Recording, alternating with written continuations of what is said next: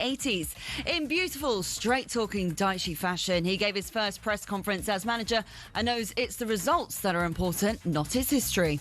It doesn't give you a divine right, and I think the club know. I think the fans know that. I think deep down, of course, they want the glory days to come back. But it's still not a given. On the other hand, of course, you've got to be open-minded. What can be achieved? Because if you're not open-minded, they wouldn't have done what they did last season. But I marvelled at some of the work they did last season. Mate, no mistake. I told the players that. Dyche's first game in charge will be tomorrow when Forest take on FC Porto at the City Ground in the Europa League, and that's live on talkSPORT. Elsewhere today, as Liverpool head to Frankfurt in the Champions League tonight, live on talkSPORT, they'll be hoping to bag their first win in a while. The champions suffered their fourth consecutive defeat on the weekend for the first time since 2014. So what's going wrong with the Reds, Danny Murphy? I think it's fair to say a lot of the new signings haven't coped very well. That's fair. I think a lot of the top players from last season who are still there aren't at the same level they were last season, which isn't a good mix. To India now, where England are taking on Australia in the Women's Cricket World Cup. What's happening, John Norman? Well, the game's going back Australia's way. This is a brilliant knock from Annabelle Sutherland. 60 from 72, just when her team needed it. 68 for 4 when Beth Mooney was dismissed. And England all over their old rivals. But since then, both Sutherland and Gardner have combined with great effect. The score now 135 for 4, so they need 110, 139 balls to get them in. And if England don't take a wicket soon, I feel like Australia will become firm favourites to win this match. The target 245, they're 135 for 4. Thank you, John, very much. Don't forget there's loads more content on talkSPORT's cricket YouTube channel. And in the tennis world, there's been a massive row with the world number 1 and number 2 accused of having higher levels of testosterone. Marta Kostyuk made the controversial claims, suggesting Arina Zabalenka and Iga Swiatek are much bigger and much stronger. So Zabalenka appeared to respond to the comments by posting a series of bikini snaps on her Insta. For more on these stories, head to talksport.com. talkSPORT News. The boy who killed 15-year-old Harvey Wilgoose in a school knife attack has been jailed for 16 years. And the Prime Minister promises that the grooming gang inquiry will not be watered down. More from the news team at past. talkSPORT weather with QuickFit. Today it's raining tyres in our centres, including top-notch brands like Pirelli. Visit your local centre or quickfit.com and book today. It'll be a mix of sunshine and showers this afternoon, but turning wetter and windier in the southwest.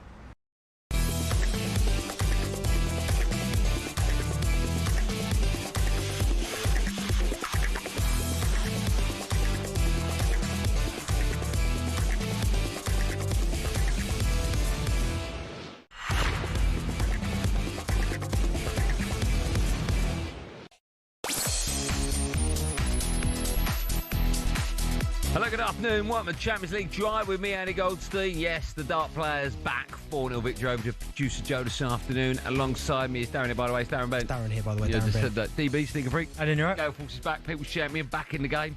Go on, Gale Force. No, you're not. Told you, mate. It's got my name written on it this year. It hasn't. You won't even qualify. No, don't you worry about that, my friend. I'll be qualifying.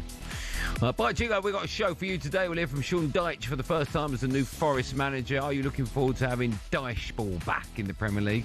And after another impressive win for Arteta at Arsenal, we'll be asking whether the Gunners have a kryptonite. Good question. It's Champions League Drive, which of course means we're building up to another night of European football. We're bringing you live commentary of Liverpool trip to Frankfurt. So ahead of that, we're asking whether 5 defeats on the bounce would leave Slut under even more pressure. On top of that, we'll have a bit of fun this week with Drive's office debate. All that plus Bentley's going to give us his all-time Premier League veteran 11. We'll look back on a brilliant night for Newcastle Man City, and we'll be asking the question, are Ipswich done? I don't remember that in a running order. After another defeat, this time an embarrassing home 3-0 defeat to Charlton. Are Ipswich done? We're doing that from 5 till 7, 2 hours of that. 03717 223334. This is Drive and talkSPORT. Get involved.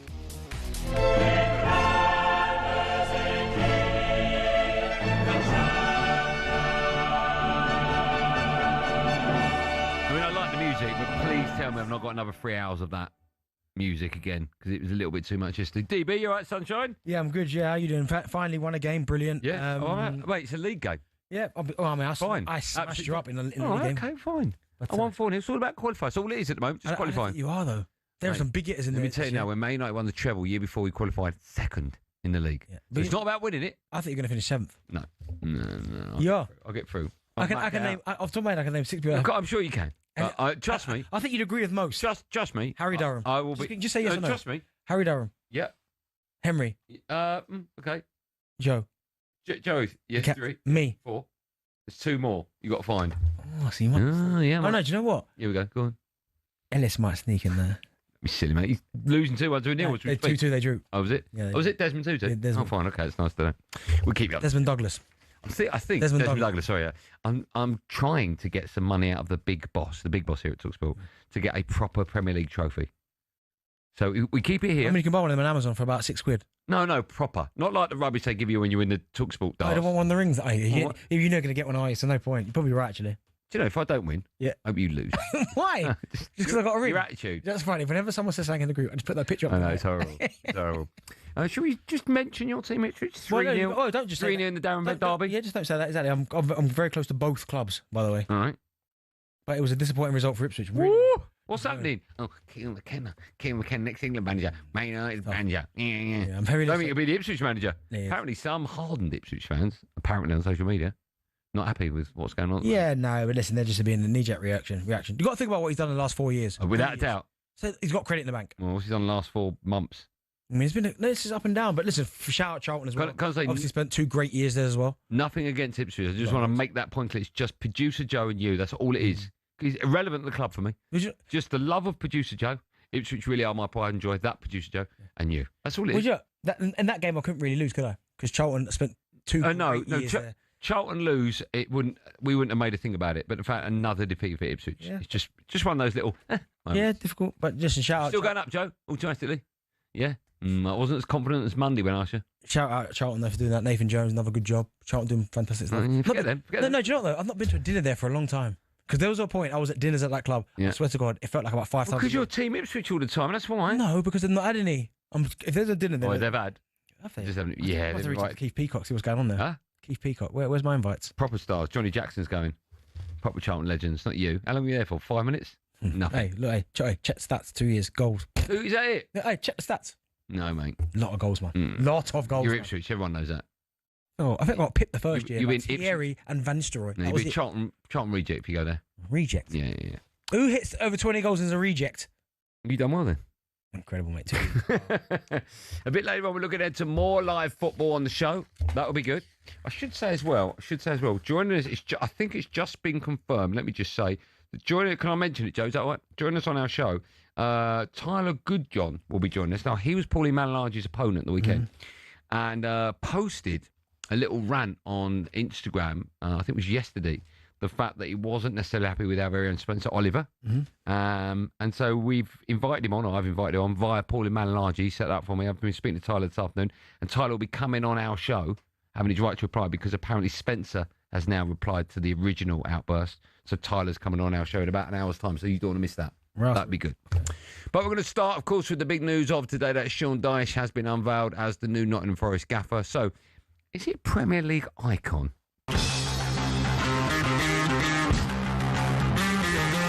Breaking news from Nottingham Forest in the last couple of minutes. They have confirmed the appointment of Sean Dyche as the club's new head coach. You get put in a box, right? I don't fight that box. You can put me in a box, no problem. My players know what to do. They know how we train. They know what our outcome is. If you think we go on the training field and kick the ball forward, we don't.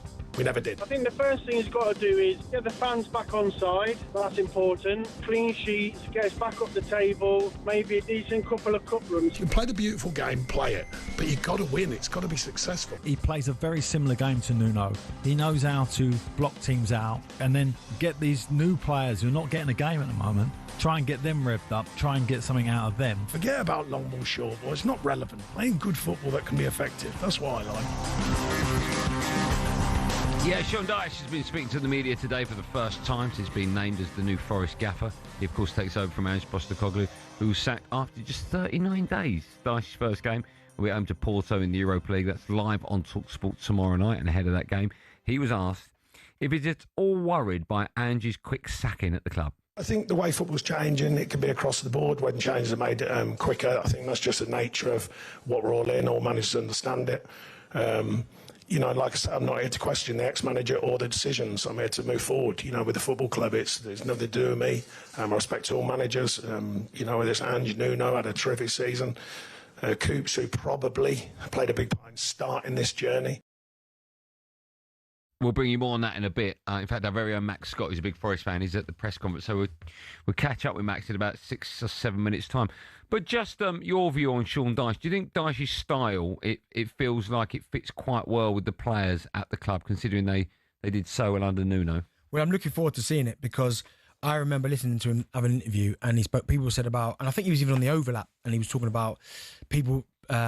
his perceived style to people and how they say he's long ball merchant and stuff. And I always remember him saying, will you give me better players to work with and I'll show you a different brand of football.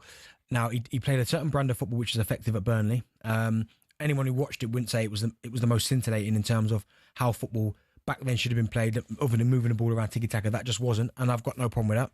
Then he went to Everton and it was still, again, quite workmanlike. Whereas he's gone to now Nottingham. Direct football. Direct football. Yeah. And he's gone to Forest now. And yes, they played a counter-attacking style under Nuno, but there are players in that team now that can play. Elliot Anderson wants to get the ball down and pass it around. Gibbs White wants to get on the ball and make things happen. So they've got good players in the team that can all play football. So I'm interested to see how it goes now. If it goes back to how it has been under Sean Dyche, and I think you might get one or two supporters going, oh my goodness, like, what is this? Why are we doing this? But and also as well, the owner. I think the owner has appointed Sean Dyche. Yes, he's a good manager. Don't get me wrong, but he's been one of the best firefighters, hasn't he? In terms of teams are fighting relegation, he can save you. But I just wonder how long that will last, because every owner gets to a point where they go, "Or it's not just about survival now. Yeah. Like, what's next?" Yeah. And that, I guess, is the question mark around what Sean Dyche is going to do. He's got an owner that's going to spend money and lots of it as well, so that would be interesting. I wonder what the relationship will be between Marinakis and Sean Dyche with regards to targets. Yeah, not just recruitment, but targets. Do you think Dyche will have a big input, a big say into what players are coming into the club or not? I don't know if Sean Dyche is the type of manager. And listen, I don't know him. I've only spent like a handful of times with him, not that much. But I'm just not quite sure Sean Dyche is the type of manager that would allow a sporting director to come and buy the players for him and he has to coach them. In my head, that just doesn't seem like Sean Dyche. Now, and that Maresca, yeah, very much so. That's fair enough. He's a coach, head coach. Sean Dyche, for me, who's I've heard is a good coach, is very much a manager. But that doesn't really exist anymore, does it? It doesn't, but he got a job, so I can't see him going, that's fine. Unless he says to the sporting director, I can't remember it, Edu, yeah. Unless he says to Edu, yeah. Listen, this is the type of profile of player that I want, like, as in, position, strengths, weaknesses, stuff like that. Ideally, this is the player I'd like, but if we can't get that player, please get me someone who's around that type of profile, and maybe it might work. But if they just drop something on his lap and go, listen, work with him, I ain't sure that's going to work. Don't see that happening. No. Style of play with regards to formation, how do you see him setting up? Similar to Nuno? Do anything different? Well, again, that's what I'm fascinated to see, because they've got players in that squad, literally. Like, people saying Elliot Anderson is a nailed-on starter now for England. Yes, they are in the World Cup. Yeah, Gibbs White is a phenomenal player. Can get on the ball, can make things happen. They've got good players. Hudson-Odoi, good player, still there. Do you know what I mean? Chris, two centre halves are really good. Two good centre halves. Igor Jesus, I like. Chris Wood, we know he can score goals. They've got the players there. I am just intrigued to see what type of system they go with. Forest fans, you can phone up and tell me how excited you are, or not. 03717223344. But also the answer to the question, which I'll ask you now, Ben, is Sean Dyche a Premier League icon? I mean, icon's a bit of an hard one, isn't it? I'm not going to go as far as say he's an icon. Okay, do you put him in the same category as David Moyes? I'd put Moyes ahead of him. Big Sam? I'd put ahead of him. Alan Pardew? Ahead of him. Okay, so he's like... so those guys are probably second tier, right? That I mentioned. It's hard because... They're not top tier. Top's Pep and Klopp and Slot, right? Oh, you putting Slot in there? Well, no, are we talking about ever or now? Yeah, right now. Ooh, yeah, second tier. But then again, how many's in the top tier? Well, I suppose ever. If you use the word icon, it means ever, doesn't it? Yes. Does this mean right now? It can't be right now. But do you put him in the I wouldn't same... say he's an icon now. I say he's a good manager. Yeah. But icon's different. What's his ceiling, do you think? I look at Big Sam, right? Yeah. And I say Big Sam's an icon. And the reason why I say he's an icon, that team he had at Bolton, that will live long in the memories of so many football fans. That team that he somehow assembled with the likes of JJ Okocha, Hierro, Campo, Anelka, Johaev. Some of these girls won World Cup, and he somehow managed to assemble them at Bolton. In Bolton, yeah. So that's why I look at Sam, and he's been a very good manager at other clubs, but that stint at Bolton, I look at it and go, icon. Pardew? Yeah, Newcastle. What he did at Newcastle, winning Premier League manager of the year, getting, was it West Ham to a cup final as well, Palace as well. Yeah, Pardew. Okay, but not. I put Sean Dyche. No. Okay. Forest fans, you can talk about the appointment, your new manager, what are your expectations, and also, is Sean Dyche a Premier League icon? 03717223344. Dial that. You'll be next live on Drive on talkSPORT.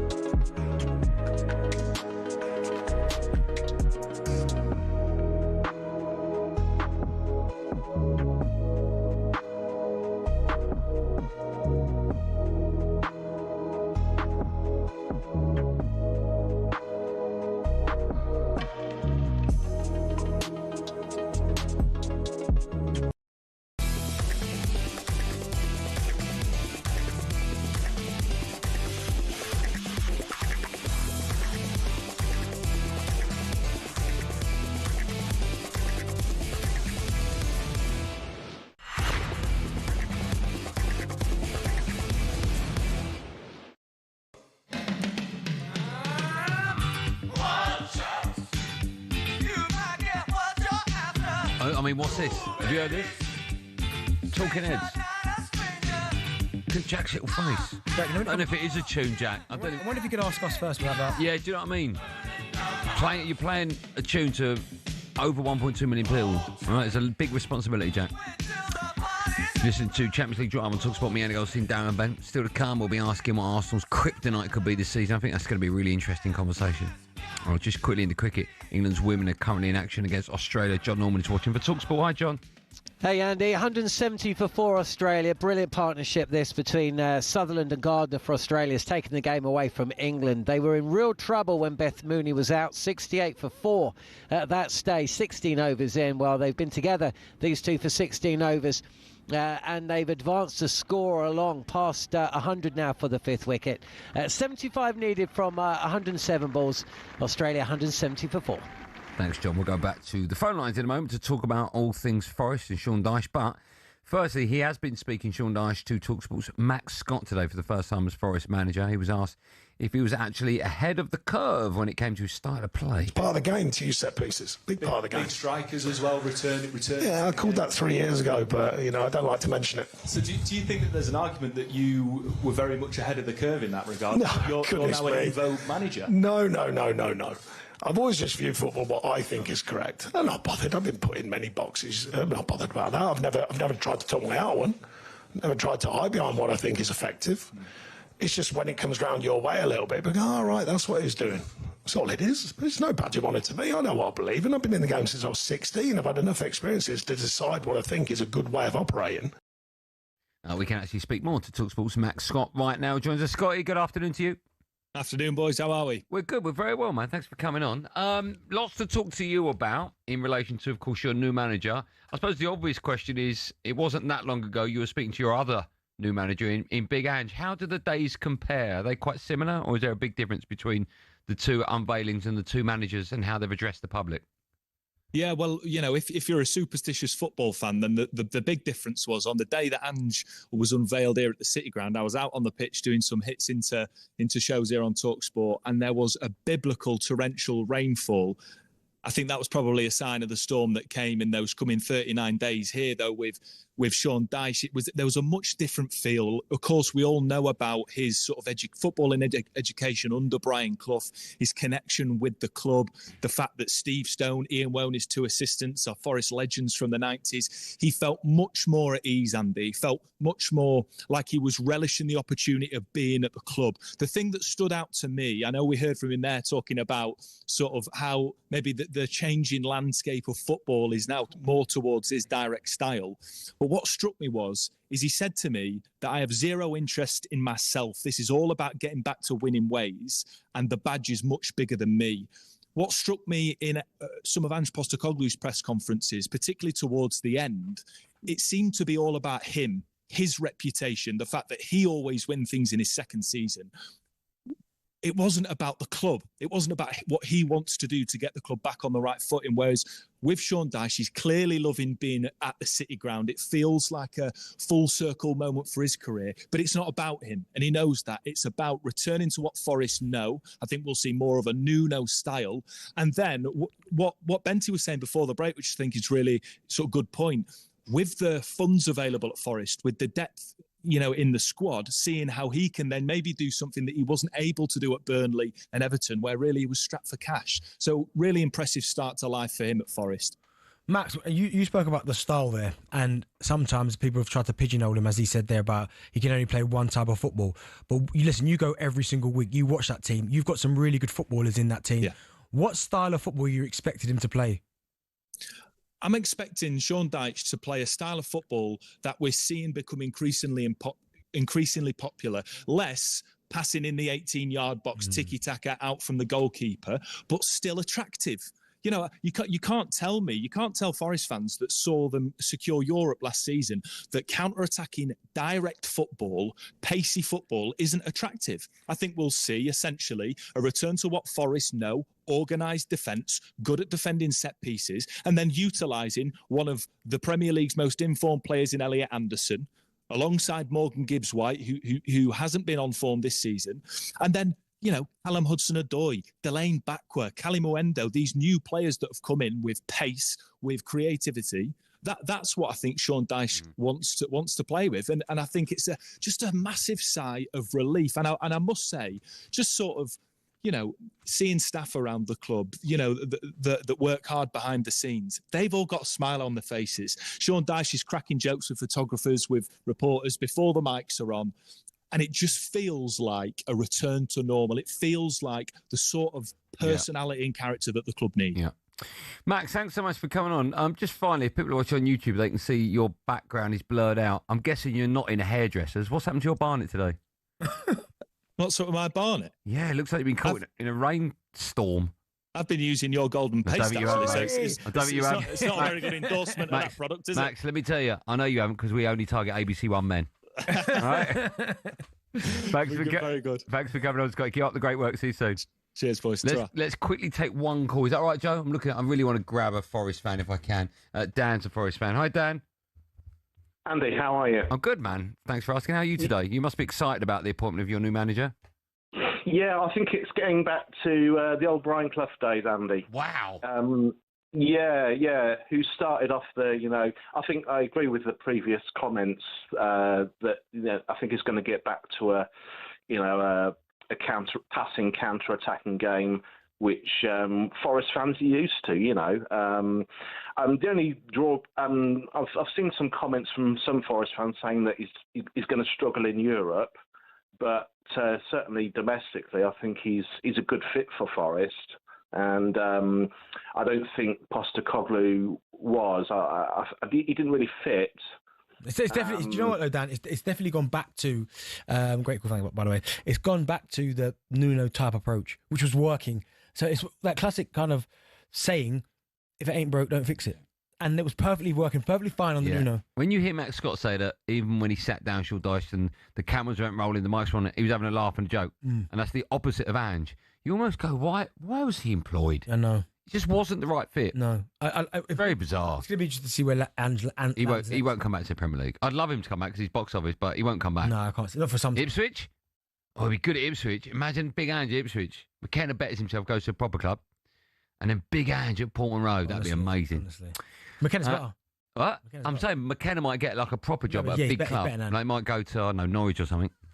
Still to come, we'll be hearing Bent's veteran Premier League 11. I don't know if that's happening. First up, it's time for No Googling. We want to know which player scored the most goals for Sean Dyche throughout his managerial career. That must be obvious, right? What does it begin with? Don't look. Why? If it's so obvious, why are you looking? No. Surname? No. Okay. No. Who are you thinking of? Nadzma. Who does? Who's that? Nadzma. You got it wrong. More for you. Answer that more coming up after this.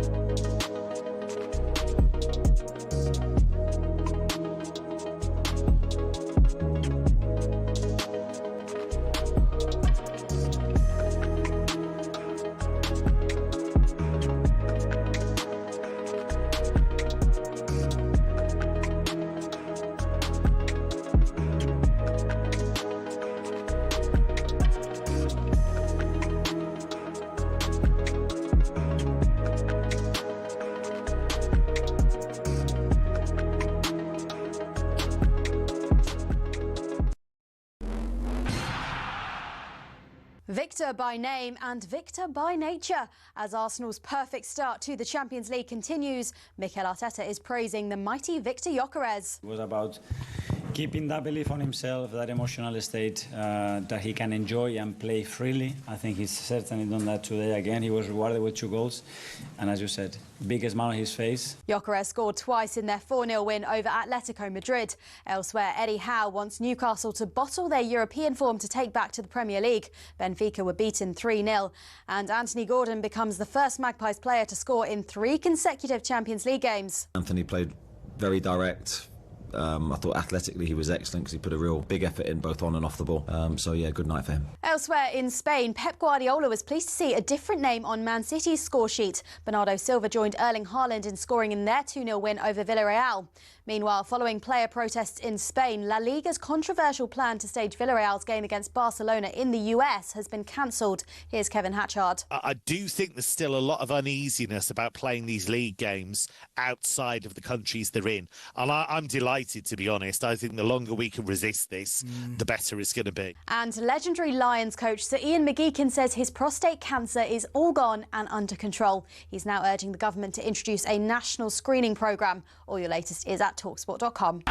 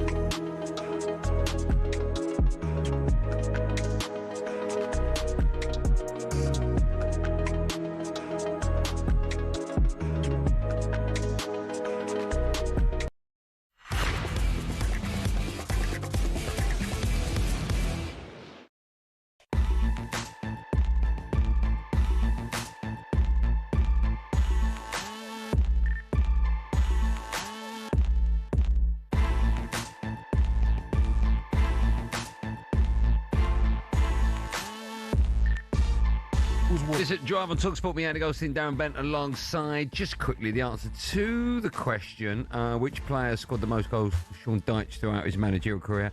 Is Sam Vokes, 62 goals in 243 appearances. Still to come, we'll be talking about Arsenal and what their kryptonite could be this season. But now, there's a big old night of boxing live on talkSPORT this weekend. I'm happy that he put up his hand. There are a lot of fighters that say they want to fight, but they fight anyone. But they're just saying it, you know? Past this fight is the Alexander Usyk fight, and that's not a massive fight. That is the fight. That is everything. The winner of it will be the next challenger to Usyk. He's a WBA mandatory, I'm WBO, but we're not going to sit around and wait. We want to be busy. Big right hand there. Piccoli. This is great work from Parker. The legs are completely gone of Wilder. Big Joseph Parker. I think this is a good example of we will fight anyone.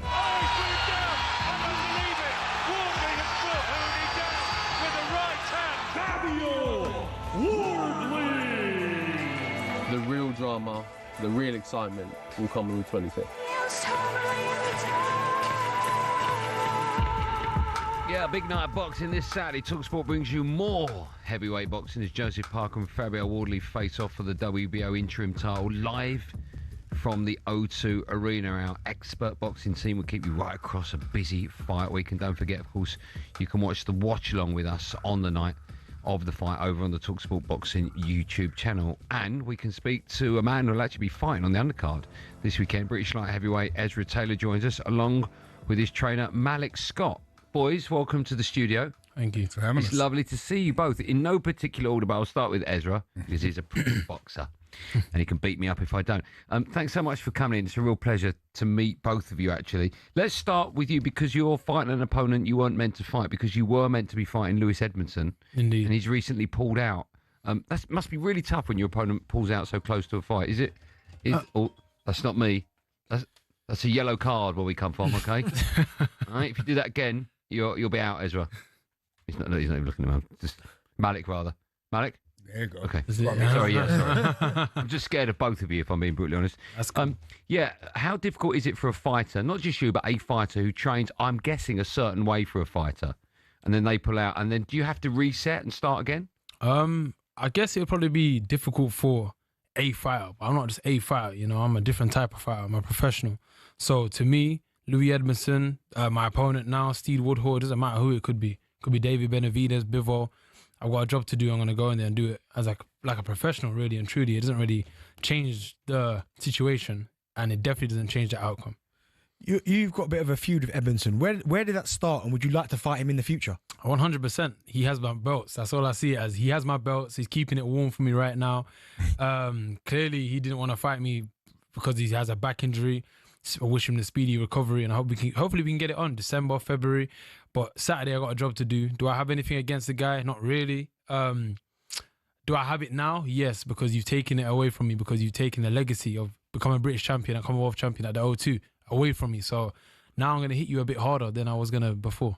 Mm-hmm. You said it there about, and what I quite liked about your previous answers, you went straight in with some of the biggest names in your division. Now, the light heavyweight division right now is probably the best it's been for I don't know how long. And you went straight to the big boys like Dimitri Bivol, of course, we know how good he is. Is that where you see yourself? And is that how far away do you think you are from mixing it with the likes of those guys? Not far at all. Not far at all. And if I was to fight Louis Edmondson on Saturday, I would have cemented myself as a British champion. That means that you can't deny it, where I'm at, where my ranking is and where I stand amongst them. But Saturday, I separate myself because I'm not like none of these light heavyweights, man. I'm on to every single one of them. Joshua Boatsi, Callum Smith, Anthony Yard, Lyndon Arthur. The name goes on, the list goes on. Nice. I'm on all of them, every single one of them. And Saturday I break out of the competition, the rankings, and I start solidifying myself against the top names like Benavidez, Bivol, Bertabiev. You know what I'm saying? So I'm here. Malik, good to see you. Thanks for coming in. You've obviously trained many a boxer previously. He's only had, 12 fights, Ezra, so far. Yeah. How difficult is it from your perspective to look into the future and see what a good or even possibly a great fight you've got on your hands? Well, to answer that, it's going to basically be the beginning of Ezra's answer. My favorite thing about him is his character. His boxing ability is the bonus. He's a professional. And I think when I think about his characteristics and I think about how he handled everything in a professional manner, I didn't even start talking to you guys about his work ethic yet. I've been in this game since I've been 12 years old. I'm 45 now. I've been in over 11 training camps with Usyk, 10 training camps with Vladimir Klitschko, 8 training camps with Lennox Lewis, my own training camps. I've never seen a fighter this early in their career work as hard as Ezra Taylor, ever. And it's very impressive. And I'm going to add one more thing onto that. Not only have I never seen a fighter work this hard and stay this focused, I've never seen them do it without one rebuttal. This training camp, I kind of like took a risk and said, I'm going to put our hee-hee-ha-ha relationship on the line by making him very uncomfortable. And what I mean by that is I've got him to box almost every light heavyweight in Southern California. We pay for guys to come 30 miles away, 2 hours away drive.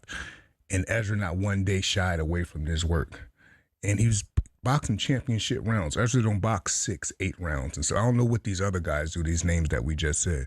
But Ezra, this fight right here is a 10-round fight, but I already can see him being a 12-round type of fighter, a 15-round type of fighter, a throwback. Yes, I said that, a throwback.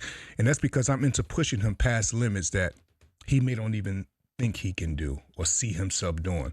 And then after he do it, then what's a lot to most would be regular to him. And that's a crazy work ethic, and that's what he has. Mate, you mentioned some really special fighters there. You spoke about the training camps. Is there one thing that separates all of those from being why they're so special? And is it something that you think Ezra's got where you see similarities in what they were doing to become some of the very best we've ever seen to make sure Ezra gets there?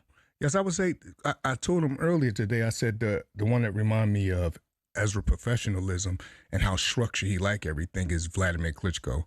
Vladimir Klitschko, Vitaly Klitschko as well. These guys like everything in order in training camp and they don't miss a dime. For Joshua and Vladimir's fight, at one time Vladimir had, I believe, 16, 17 sparring guys, all of us in camp. There was days that he would box one guy a round, 2 rounds each, something like that. He really was pushing himself to the limit. Now, has Ezra done things like that yet? No. But for him to be 11-12-0, sparring past 12 rounds when he think it's nothing in him and he's pushing, that's the likes of, I would say, like me watching the early Bernard Hopkins when Bowie Fischer used to train him back in the day. He wouldn't box 8, 10 rounds. That was an insult for him because he looked at himself as a 15-round fighter. And I won't do Ezra no justice by having him box 6 rounds Monday. We just go 7 rounds Wednesday. He worked too hard for me to allow him to save all of that. We have one of the best strength trainers in the world, Holly from Brickhouse Boxing Gym. That's who was the architect in putting us together. And Holly even pushed him to the limit. We have a grappling staff that pushes Ezra to the limit. He's on the track pushing. And then when he's not doing that, he's receiving film study from me. Wow. Ezra, you look incredibly focused. We've had many boxers. Some of the names that Malik's just mentioned have been in the studio. Others not so famous, but you look one of the most focused boxers. Sorry, I think that's me. Yellow cards. Yellow cards. That's cool. Someone at my front door. You look one of the most focused boxers just sat in a studio that I've ever seen. Can I ask, away from the ring, do you mind me asking about your personal life? Are you married? Go ahead. What do you? I mean, how much of boxing is your life? Is it the be all and end all of it at the moment, or do you have a family? It's everything. I have a family. I have a little boy, a son, Ezekiel. My baby boy, love him to bits. You know, I have a solid family, a solid structure, but boxing's first. It sounds mad. Tell me about your day then. You get up at what time? You get home at what time? What are you doing that day? Well, boy, I only can talk to you about training camp. That's all on my mind right now. So I wake up. Where training camp at? In LA. Okay. So I train out in LA with Brickhouse Boxing. Amazing family and community over there. So I wake up probably around 6, 7 a.m. I'll go for my first run. That'll be 4 miles. Then I'll join the gym, meet Malik, maybe at 11, 12. Then we got sparring. That can, again, it'll be minimum of 10. No less than that. 3 different guys. And then I'll go home, have a nap. No, first I'll go get juice. You know how that goes. I'll be getting my fresh juice. I love that. I'll rest up, and then I'll go do strength and conditioning later on. You know, that's how it goes. And it's just so forth. You know, days change. Different type of regime, different routines, but we're always structured and always militant in what we do. I heard Malik talk about you and what he sees as special in you. What was so special in Malik, which is why you said, you know what, he's the right guy to take me to where I need to get to? You know what's crazy? I let the boxing do that for me. I didn't go to Malik out of anything. You know, he has a name and he worked with Deontay Wilder, but Deontay Wilder isn't Ezra Taylor. I can say that for sure. And that's because of the capabilities, and we do different stuff. So when I worked with Malik, again, it was down to Hally. Shout out Hally. He's the one who put this together. Yes. I worked with Malik as just a coach. He's just a coach to do some pads with. And the first time we did pads, it just clicked. The chemistry's crazy. The respect I have with this man is unfathomable. You couldn't really ask me what I would wanted and then put the picture together, and now we're here. You know what I'm saying? I listen to him as a mentor. He's a role model in life. We're both God-fearing. You know, spiritually we're aligned, mentally we're aligned, and physically he's just elevating me every day. I don't think there's a lot of boxers out there that can say that they're getting better every single day. and I'm getting better every single day. Just a quick one, we've got to let you go at the moment. Last week we were speaking to Ben Whittaker, who's just moved to Matchroom. Is that a fight you'd like to see? Yeah, man, why not? On a 5v5, you know, it can make sense now. But I tried to have that fight before. He didn't want to. He turned it down. Why did he turn it down? Apparently the money wasn't high enough. And that could be a lot of the situation in recent times. You know what I'm saying? People want the money to make sense before they put their passion first. I put my passion first. You know what I'm saying? Forget the money, man. It's a byproduct of what I'm doing. I'm trying to be great. I ain't got time to be talking about money. If I wanted to do this for money, I'd be an accountant or something. You know what I'm saying? Not get punched in my face. It's different. You know what I'm saying? But yeah. Ezra, thank you so much for coming in. Before I let you go, when will you be world champion? 2027. Okay. Not long to wait, right? Not long at all. Okay. I'll be honest, I'm so not betting against you. That is going to be one exciting journey because even on a domestic level, some of the English fighters, Yes. woo, 100%. I don't know too much about your relationship, but it so works. You're so right for each other. Oh, definitely. You're definitely going to be world champion. You know that. I just feel it. And I've never said that to any guest we've had before. Really appreciate it. We're on the job. Yeah. Listen, best of luck at the weekend. Thank you. I know your opponent won't be there. I think that's lucky him. Right. Have a great fight night, and I'm sure we'll see you sooner rather than later, and we'll speak to you when you're world champion as well next couple 100%, let's do it. Yes. Just a reminder, this Saturday, former heavyweight champion, the current WBO interim champion, Joseph Parker takes on the WBA interim heavyweight champion, Fabio Wardley. It's live from the O2. The winner will all but guarantee themselves a shot at one of the undisputed champions' belt, Alexander Usyk. You can watch this on Saturday only on DAZN. Boxing update on talkSPORT with DAZN, the global home of boxing. Buy now at dazn.com/boxing.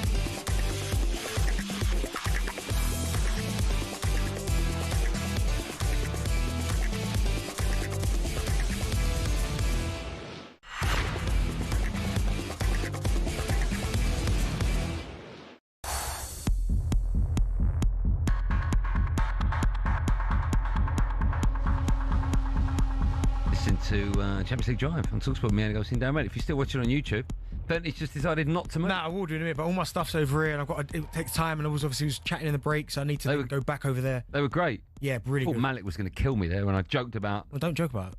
But I like Ezra's confidence, man, the way he speaks. Yeah. But some of the questions I asked him as well, I mean, you're talking about domestically in this country, Callum Smith, Bawatsi, Anthony Yard.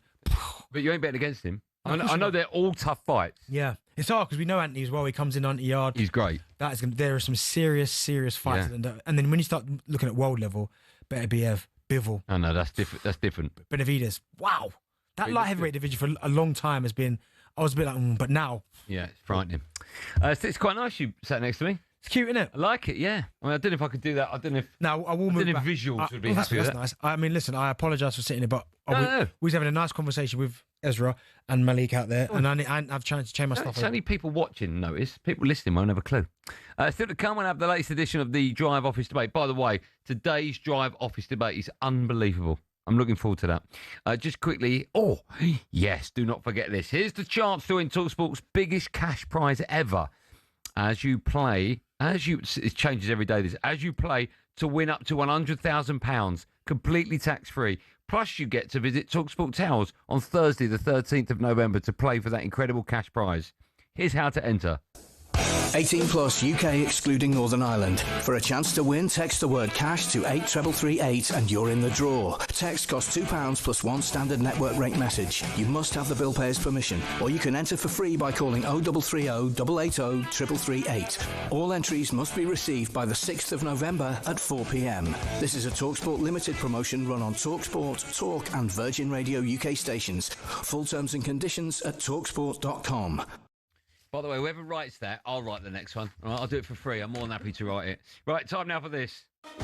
Paddy Power on talkSPORT. With Paddy's Super Sub, your new bet rolls over to the new player coming on. T's and C's and exclusions apply. 18 plus, begambleaware.org. Yeah, time now for today's bet builder with the friends of Paddy Power. Let's welcome Fern Buckley. We've not spoken to Fern Buckley for years. Fern Buckley to the show. Hello, Fern Buckley. Doing? How are you? I'm so good. You okay? I am tickly boo. Why haven't we spoken to you for years? Where you been? What you been hiding? I've been on H&J. They've left me on there in the afternoons, and I'm never with you guys anymore. That show's still on. Is it still going, H&J? Is it? Thank you for coming on. We are looking ahead to tonight's game of the Champions League. Real Madrid play Juve at the Bernabeu, or the Bernabeu, as some people say. Can you remind us how the bet builder works in the charity that will benefit when we get this right, Fern? Yeah, of course. We've all made some questionable picks at times, added them together to get some overall value. Paddy Power have then put a £10 bet down, hoping we get it right, because when we do, if we do, it all goes to the Attitude Foundation, who do wonderful work with the LGBT community. They do. Fingers crossed. It's a $5 bet better. These are our picks. I've gone for Real Madrid to win the game. Yeah, they've got a perfect record in the Champions League so far. 2 wins from 2, had a solid start to the season, apart from that defeat by Atletico before the international break. Add to the fact they're on home soil, home form's unbeaten, 5 games out of 5 in front of their own supporters. So it is probable it's going to happen again. So for a victory for them, isn't it 2-5? And I've gone for one of the best players on the planet, Mbappe, to score. Yeah, the whole squad's pretty much set up for him, isn't it, to serve him now and make sure he's scoring goals. Already 15 times for the team this season across all competitions, scoring a goal every 64 minutes. In fact, he's scored a goal in each of his last 11 games for both his club and country. He is firing on all cylinders for our bet builder. That's in at 4-6. Next up is producer Joe, who got smashed 4-0 against me in the Darts Premier League. What's he gone for? He's gone for Lewis Openda to be fouled twice. In the short amount of time, actually, he's played so far at Juve, he's been on the end of a fair few fouls. In fact, he's averaging at least 4 fouls against him per game at the moment. He's not playing the full 90. So for that to happen in this game, twice in this match, isn't it 1-4? Next up are the people, Fern. What are they thinking? It's a popular pick. A couple of thousand people in the bet builders this afternoon for everyone. They want both teams to score because Juventus might not be winning for our bet builder, but they're 2 games so far in the Champions League. They have had goals on each side, a 2-2 draw, a 4-4 draw. So, I think they could get on the score sheet, and that is in at 6-10. And last but by no means least, he's one of the greatest people on the planet. That's Fern Buckley. What are you thinking, Fern? Oh, you're making me miss you guys even more. I have to come back. I've gone for Vinicius Junior to get 1 or more shots on target. I want us to get this right. He's had a bit of a funny time recently. He forced those 2 red cards in the 5 minutes against Getafe, so interesting. But he's had 9 shots on target in his last 5 matches in La Liga, 2 shots on target in the Champions League. So I think he could get just 1 on this match for me, and that is it at 1-4. Before I let you go, can you confirm the betbuilder insurance, the odds and the value of the charity bet one more time? Yes, overall it comes in at almost 4.5 to 1. So from a £10 bet, you get a return of 53 quid. And if we get it right, of course, all that money goes to the Attitude Foundation, who do brilliant work with the LGBT community. Fern, just quickly as well, you must be buzzing about Bournemouth. Just quick one. Oh my goodness, absolutely. I was down at the Vitality yesterday morning for a few interviews, and the whole buzz in the club is just like so excited, and just where we're going, where it could go. I don't want to, say anything too much, and then we fall off for a little bit. But yeah, Well, couldn't be better. Could be a better start. Fern, legally, we're only allowed to talk to Bournemouth for no more than 2 minutes a week. All right, see you later. We've got. Thanks for coming on. Have a good one. We'll see you soon. Cheers, guys. Bye. There you go. There's Paddy's bet for today. Minimum 25 plug 18 plus begamblerware.org. Paddy Power on talkSPORT. With Paddy's Super Sub, your new bet rolls over to the new player coming on. T's and C's and exclusions apply. 18 plus begamblerware.org. Now, when Darren Bent saw the script for hour number 2, he got very excited, and then we explained the reason we put the word kryptonite in it is because we're talking about Arsenal's kryptonite. What could be Arsenal's downfall this season? Oh, we've got a player for every position twice, whatever. We're going to win Champions League, yeah. Premier League, yeah. But what will stop Arsenal doing all of that? The answer to that, well, you'll have the answer to that, hopefully. 03717223344. Arsenal chat when we come back live and drive and talk sport.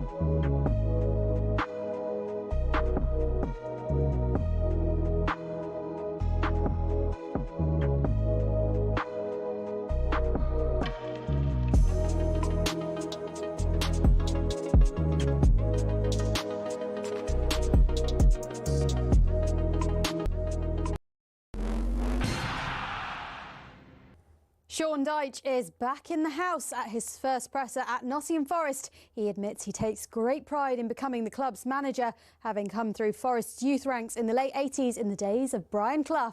You know, you're walking down the river with Del Boy running past you and the voice of Brian Clough in earshot, let's say, and all the legends that played at that time, and there were some top players, and you know, you're thinking you just want to put the shirt on, and then to round the circle and be here as manager is something quite big for me. Forest host Porto live on talkSPORT tomorrow night. Now, not since 2014 have Liverpool been this rubbish, on paper anyway. That was the last time they suffered 4 defeats on the bounce. But will it be 5 after tonight? Liverpool head to Frankfurt in the Champions League tonight, and Danny Murphy's given this diagnosis. I think it's fair to say a lot of the new signings haven't coped very well. That's fair. I think a lot of the top players from last season who are still there aren't at the same level they were last season, which isn't a good mix. We also asked whether he thought Slot would bench Salah tonight. I've got a feeling he will, yeah. His lack of defensive effort has always been there because he's been given but a the balance license. inside has changed now. Well, it's not the balance, it's the fact that he's not banging in loads of goals the other end to forgive him for that. That game is live on talkSPORT with build-up from 7 p.m. Meanwhile, Spurs are visiting Monaco live on talkSPORT 2. They're fresh off the back of that Villa defeat at the weekend. Not quite the finished article yet then, and club legend Glenn Hoddle thinks he's hit on the missing ingredient. I think they're missing Solanke because not only that, in the build-up play, I think he holds it up well. He's prepared to go in behind if there is space behind, but also he is got a good mover in the penalty area when crosses are coming in. So, yeah, I think we've missed him a hell of a lot. We really have. Elsewhere, we're hearing Aston Villa have opened contract negotiations with Morgan Rogers over a fresh deal. But has Harry Maguire earned a new contract at Old Trafford? Well, Gabby Agbonlahor says the centre-back deserves one and a spot in the England squad. Manchester United, it's a no-brainer. Delete, Yoro, defenders have got available. Harry Maguire is their best defender and he deserves a new deal for sure. Head to talksport.com for all your latest.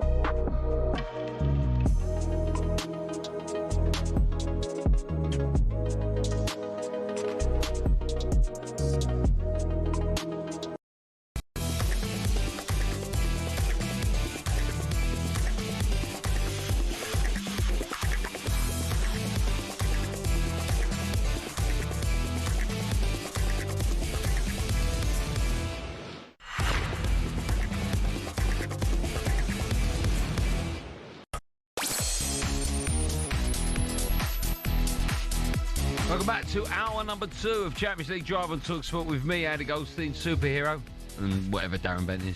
Like last night I couldn't really sleep, so I put on Moonraker. I couldn't sleep last night, so I put on Dante's Peak. Is that not Timothy Dalton? No, but you're in the right lines. Wasn't. Yep. Any good? What's that about? In a nutshell, in a sentence, what's that about? About a volcano that erupts.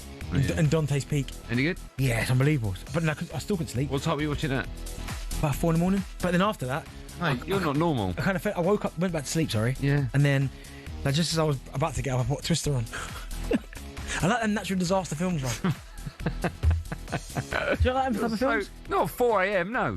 Still to come, we're hearing Bentley's veteran Premier League 11. I don't think we're doing that. But now, are Arsenal unbeatable? Who wrote that?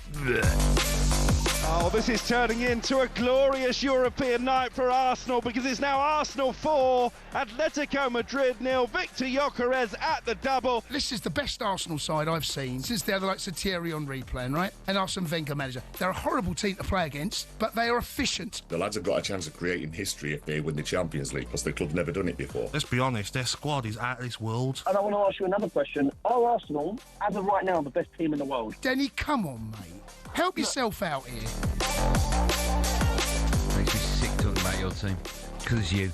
Arsenal made it 3 wins from 3. Very lucky in that Champions League game last night without single goal conceded. 4-0 win at home to Atletico last night. They opened up scoring yet another set piece. Surprise.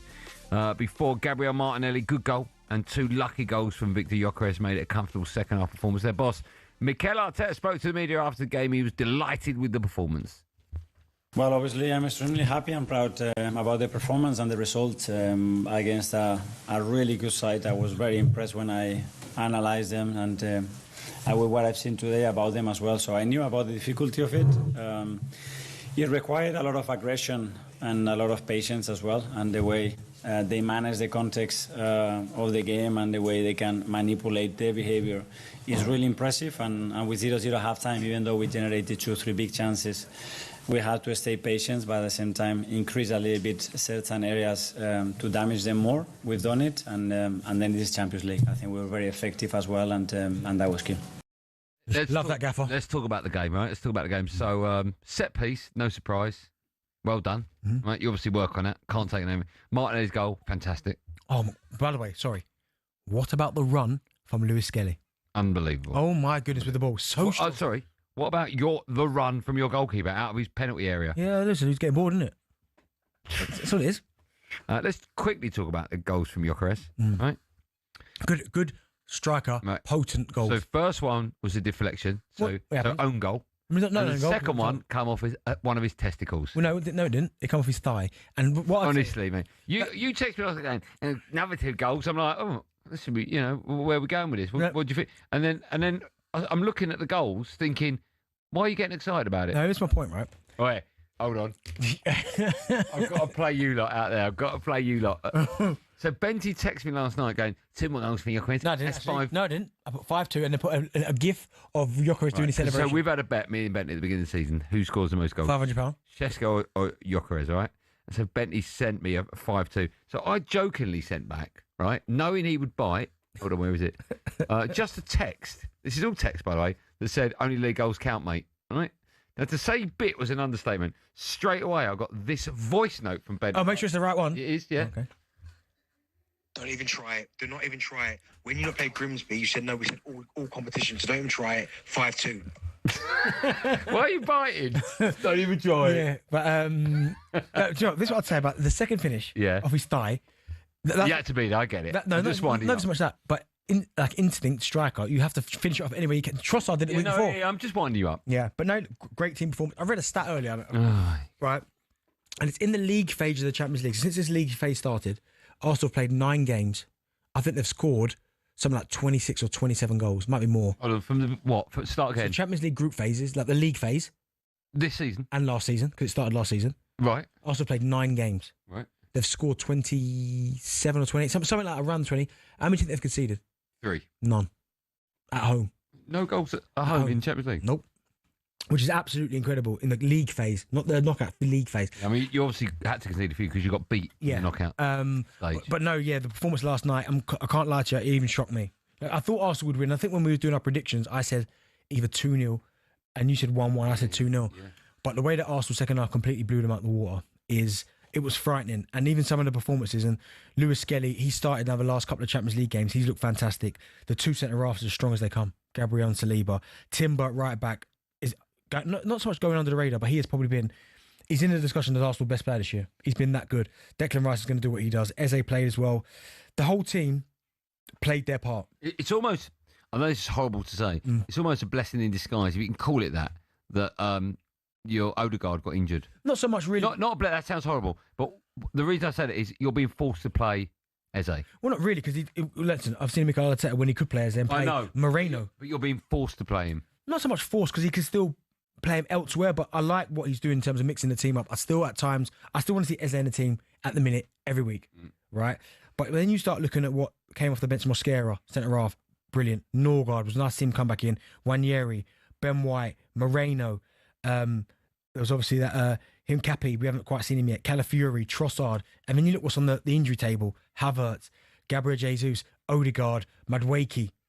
So I'm thinking when all these players come back, come on. I can't really disagree with anything you're saying, right? I do expect you to win the Premier League. I think Man City, you're Man City. I think you'll just have a little bit too much because defensively you're a different beast. Yeah, there's question marks over. I mean, they've got the best centre forward argument on the planet. Can I just say this about Haaland, right? And you can clip this. I do think that every time Erling Haaland plays a 90-minute game of football in the Premier League, if he's on the pitch for 90 minutes, I'll say this now, he scores in every game. Do you reckon? I can't ever see him playing 90 minutes and not scoring in the Premier League. I just can't see it. I just cannot see it. Well, do you know what's mad about him? And the only reason why he won't score is because it's a bad finish. Because he's getting clear-cut chances in every game. I know. I think he'll score a goal in every Premier League game he plays if he plays 90 minutes. He might get pulled on 75 and not have scored, in which case it doesn't count. But every time he plays 90, he'll score. I mean, his finish last night was beautiful. Unbelievable play. Cut back and whack, right foot. Just stay with Arsenal, right? So it pains me to say it, but you look the best outfit. With regards to Champions League football, I haven't seen enough of... I mean, I saw Barcelona, wow, yesterday. Do you know what? I haven't seen enough of them or Real Madrid. No, do you know what? I understand where you're coming from with that, because I think last season in this format was a prime example. Because I told you, I did Arsenal-PSG, and if you'd have asked me in the group phase whether PSG would have gone to win it, I'd say I would have taken any bet you wanted that they wouldn't have won it. Yeah. By the time they'd sorted their problems out and then it got to the knockout stages, they were head and shoulders the best team in the competition. So I think it's hard. It's too early to go, yep, they're the best team, because there'll be so many moving parts. It's once you get to the knockout stages, then you start to see teams take shape. But I think that they're in the mix. I'm still not writing off Liverpool in the league. But here's what I'll say about Arsenal. Previously, we've said this is your best chances. This now is the best chance. Is your best chance. I think the only thing that could derail them, because we're talking about... Well, this is my question to you. What's your kryptonite? What will stop Arsenal winning everything this season? Pressure. And the reason why I say pressure is if it comes down to, say, Arsenal, Liverpool and City are all going for it at the same, and it's really close in terms of the points, 2 points, 1.3 points, right? Maybe it's the Arsenal fan in me, but it's hard to kind of back against those two, because those two have had pressure of going at each other and have been able to kind of navigate themselves to win the Premier League titles or win whatever competitions they're in. So I think that's the only thing right now is the pressure that can build an Arsenal. Have they got that mentality to finally get over the line and win the league or win the Champions League? That's where I think is the kryptonite. And how do you get through that pressure? Do you need winners in the squad? No, you have to somehow find a way to get past that, win it, and then it's like, okay, we've done it once, we know how to do it again. But we've seen Liverpool under Klopp and Arne Slot, and we've seen Manchester City under Pep. They are machines, man. Like, they know when it's crunch time, okay. I think the difference is with this Arsenal side, if you've got a player that all of a sudden loses a bit of form, you replace him with another player you've got waiting to come in. Yeah. That's, I think, the key difference for Arsenal this season. Again, there was a time, if Odegaard was out, Havertz was out, Saka was out, Saliba, I'll be having kittens, man, going, what is going on? Yeah. Like, that's it, finished. Now you almost get excited, because if Odegaard's out, it's like, where's those going to have a little run? And then, even if if Saka's missing, it's like you might, if Madueke's fit, you'll see it. Yeah. Or you'll go, Wanyeri might start on the right. So there's so many options. There's options, and I just hope that he keeps rotating the squad, because you don't want to keep using the same players and then there's burnout. But I just think pressure is just, and that's why I'm not writing Liverpool off. I know they've been bad, losing loads of games in a row. We've not got off to the best starts. Have been riding their luck a little bit. They just have got players in that team that know how to win trophies and navigate themselves out of tough situations, as do Man City. 2 questions for you, and we'll go into the break on the back of these 2 questions, and you can answer them as well. Arsenal fans, 03717223334. What will stop Arsenal? You say pressure. Yeah. Who's your most important player? Must stay fit for the whole season? I'm saying Saka, still. Okay. I know that there's going to be arguments, Declan Rice, and if someone says someone else, I've got no argument with that. All right. But Saka... For you? Yeah, it's just... Okay. Arsenal fans, who's the most important? Bentley says Saka. No right or wrong answer. And what will stop you winning the Premier League? Bentley says pressure. I can't think of another answer, because it won't be injuries. You've got too many players. Arsenal chat, when we come back, you can be a part of it by picking up the phone 03717 223344.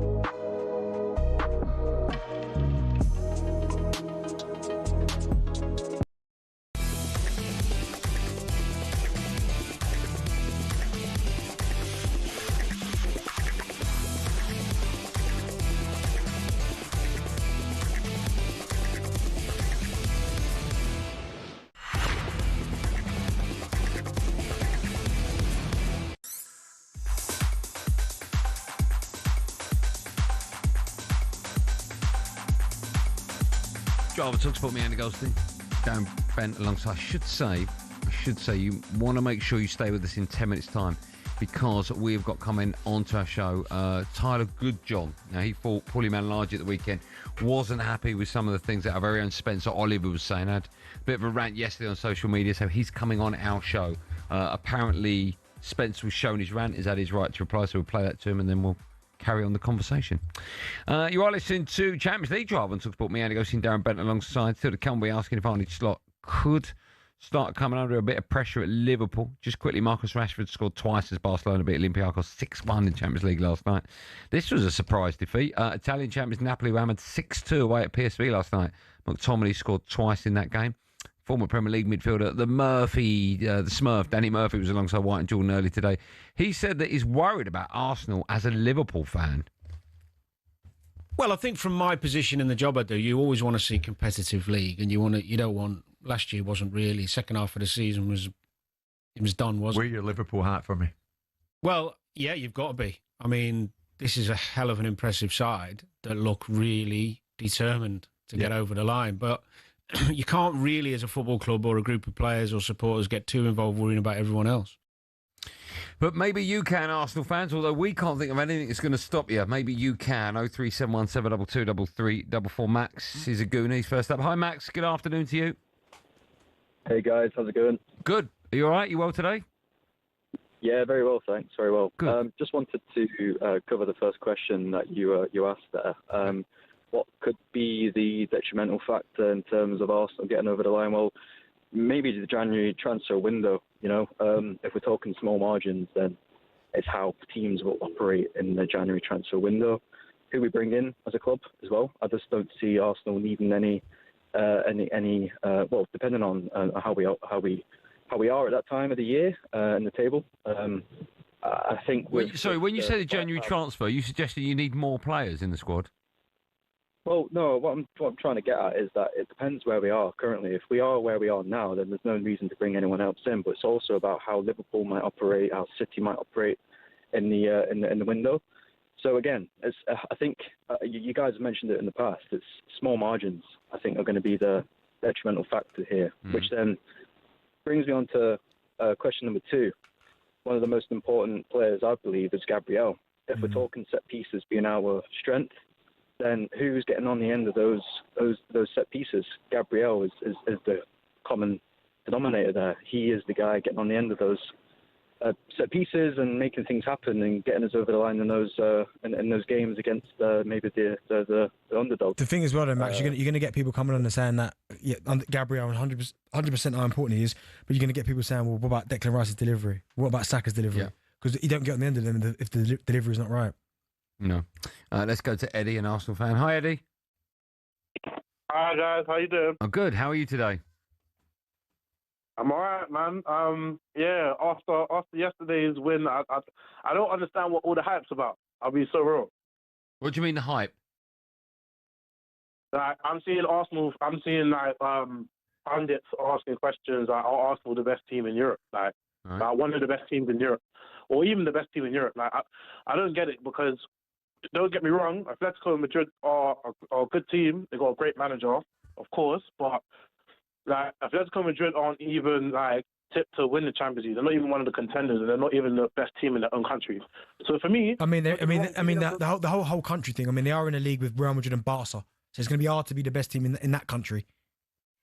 Yes, I understand that. Yeah, but I just feel like not just Arsenal fans, but even certain pundits. Like, I feel like you guys should adopt the Mamba mentality. You know the late Kobe Bryant. Like, when I remember one time in a playoff game, I think Kobe Bryant and the Lakers were two up against. I can't remember what team it was, but I remember in the press conference they were asking Kobe Bryant, like, why aren't you happy? Like, you're 2-0 up. You're 2-0 up in the series, and he said, what's there to be happy about? Eddie, can I ask? Sorry, Eddie, I've spoken to you for about 3 minutes. I still don't know which side you're on. Are you on the side of, I don't know why people are asking because we're easily going to win the Premier League, or I don't know why we're asking because we're not good enough to win it? No, what I'm saying is that, like, we haven't proved anything yet. Like we haven't, like when we beat Real Madrid last year, it was such a big moment, but we got humbled by PSG literally the following. Have you got a weakness? That's what we're asking. Our weakness is mentality, I think. Right. And I don't think we have the mentality to win. Do you think you'll win the Premier League, Eddie?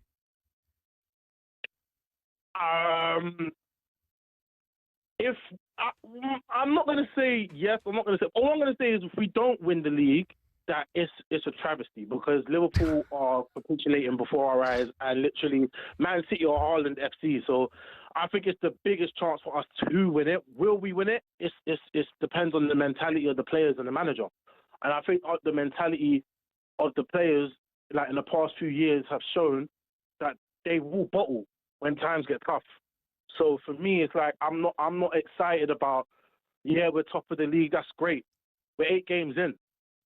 I think about and that's why I said when you spoke about the weakness, I said about pressure. Yeah, that's a mentality thing because we've seen the previous seasons Arsenal be in a really good position and it almost just fall apart. But I think a lot of that was due to injuries as well, and pressure. Yeah, I'd like to think they've eradicated one of those with the signings that they've made. Without a doubt, they have. Good call, though, Eddie. I like that. Jay's up next. Hi, Jay. Evening, guys. How are we doing? Good. How are you? Where are you off to? You in the car? I'm in the car on my way to Manchester. So what for? Got a bit of work up there. Just working up there, mate. So what do you nothing fun, nothing interesting. So well, we can't hear you. Work. Okay, I can't really hear what you're saying. Hopefully, I'll hear what you say when you talk about Arsenal. What you phoned up for, Jay?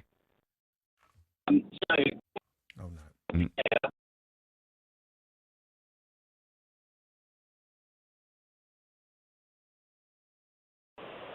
Stephen? No, it's parking. Hello? It's parking. Stephen, are you parking? I am parking, yes. How you doing? You all right? I'm good, man. How are you? Yeah, I'm good. Thanks for taking the call. Appreciate it. Thanks for phoning up. What would you like to say? Kryptonite. When it comes to kryptonite, I reckon this season's going to be... Well, I mean, last person did say mentality, which I agree with as well. But besides that, because I think we're stronger this year, but I'm going to say Man City is our kryptonite this season. Because they're just playing well, you know. And if we're going to come unstuck, it's going to be against them, not Liverpool this season. Okay. If you could only win one, the Champions League or Premier League, what would you take? Premier League, 100%. Yeah. 100%, because I think we're overdue it now. Do you know what I mean? Last season... Hold on, what do you mean overdue it? You've never won the Champions League. No, Premier League, you said. I know, but you said you're overdue Premier League, but you've never won the Champions League. Isn't that overdue? Well, I mean, that is overdue. I mean, you go back to the Thierry Henry days, you know, when we were in the final with Barcelona. I don't want to bring that up. But anyway, look, what it is, look, this season, I think we are in a good position to win it. Because last season we should have won it. But I reckon Liverpool got lucky because we played bad. Man City fell off. We got a couple of bad results. You know how it is. You know, it's small margins. Small margins, but yeah. Okay. No, I do like. I mean, I was having a conversation with my mate this morning, and I said about Champions League, and I was like, yeah, Champions League, everything, and he was like, yeah, but the league, 38 games, you're the best team, and I did sway slightly towards maybe the league because of the fact that you need Champions League. I need top table. If you win Premier League, I'll be able to sit here next season and still say not the top table. No, but even if we won the Champions League, you'd still find something to say. Oh, I'd still find something, but it wouldn't be good. Well, I just got Champions of Europe. Yeah, I might take next season off. Champions. Still. Oh, started saying it now. No, I'm saying if that's the case. No. Oh my! No, I'm just saying if that's the case. Imagine that day when you come back here, first drive time show of the new season. I'll be humble. Yeah, mate, you win a game of darts, you're not humble. Still to come, we'll be hearing Bentley's veteran Premier League. I don't think we will. First up, it's time for no Googling. We've been discussing Arsenal. Today's Arsene Wenger's birthday. 90, would you believe? You're honest, no, he's not. He's not, no. We want to know who scored the first goal under Arsene Wenger at Arsenal. Do you know? It was a defender. Well, maybe it was, maybe it wasn't. More of that and boxing chat. You do not want to miss that, by the way, when we come back live and drive.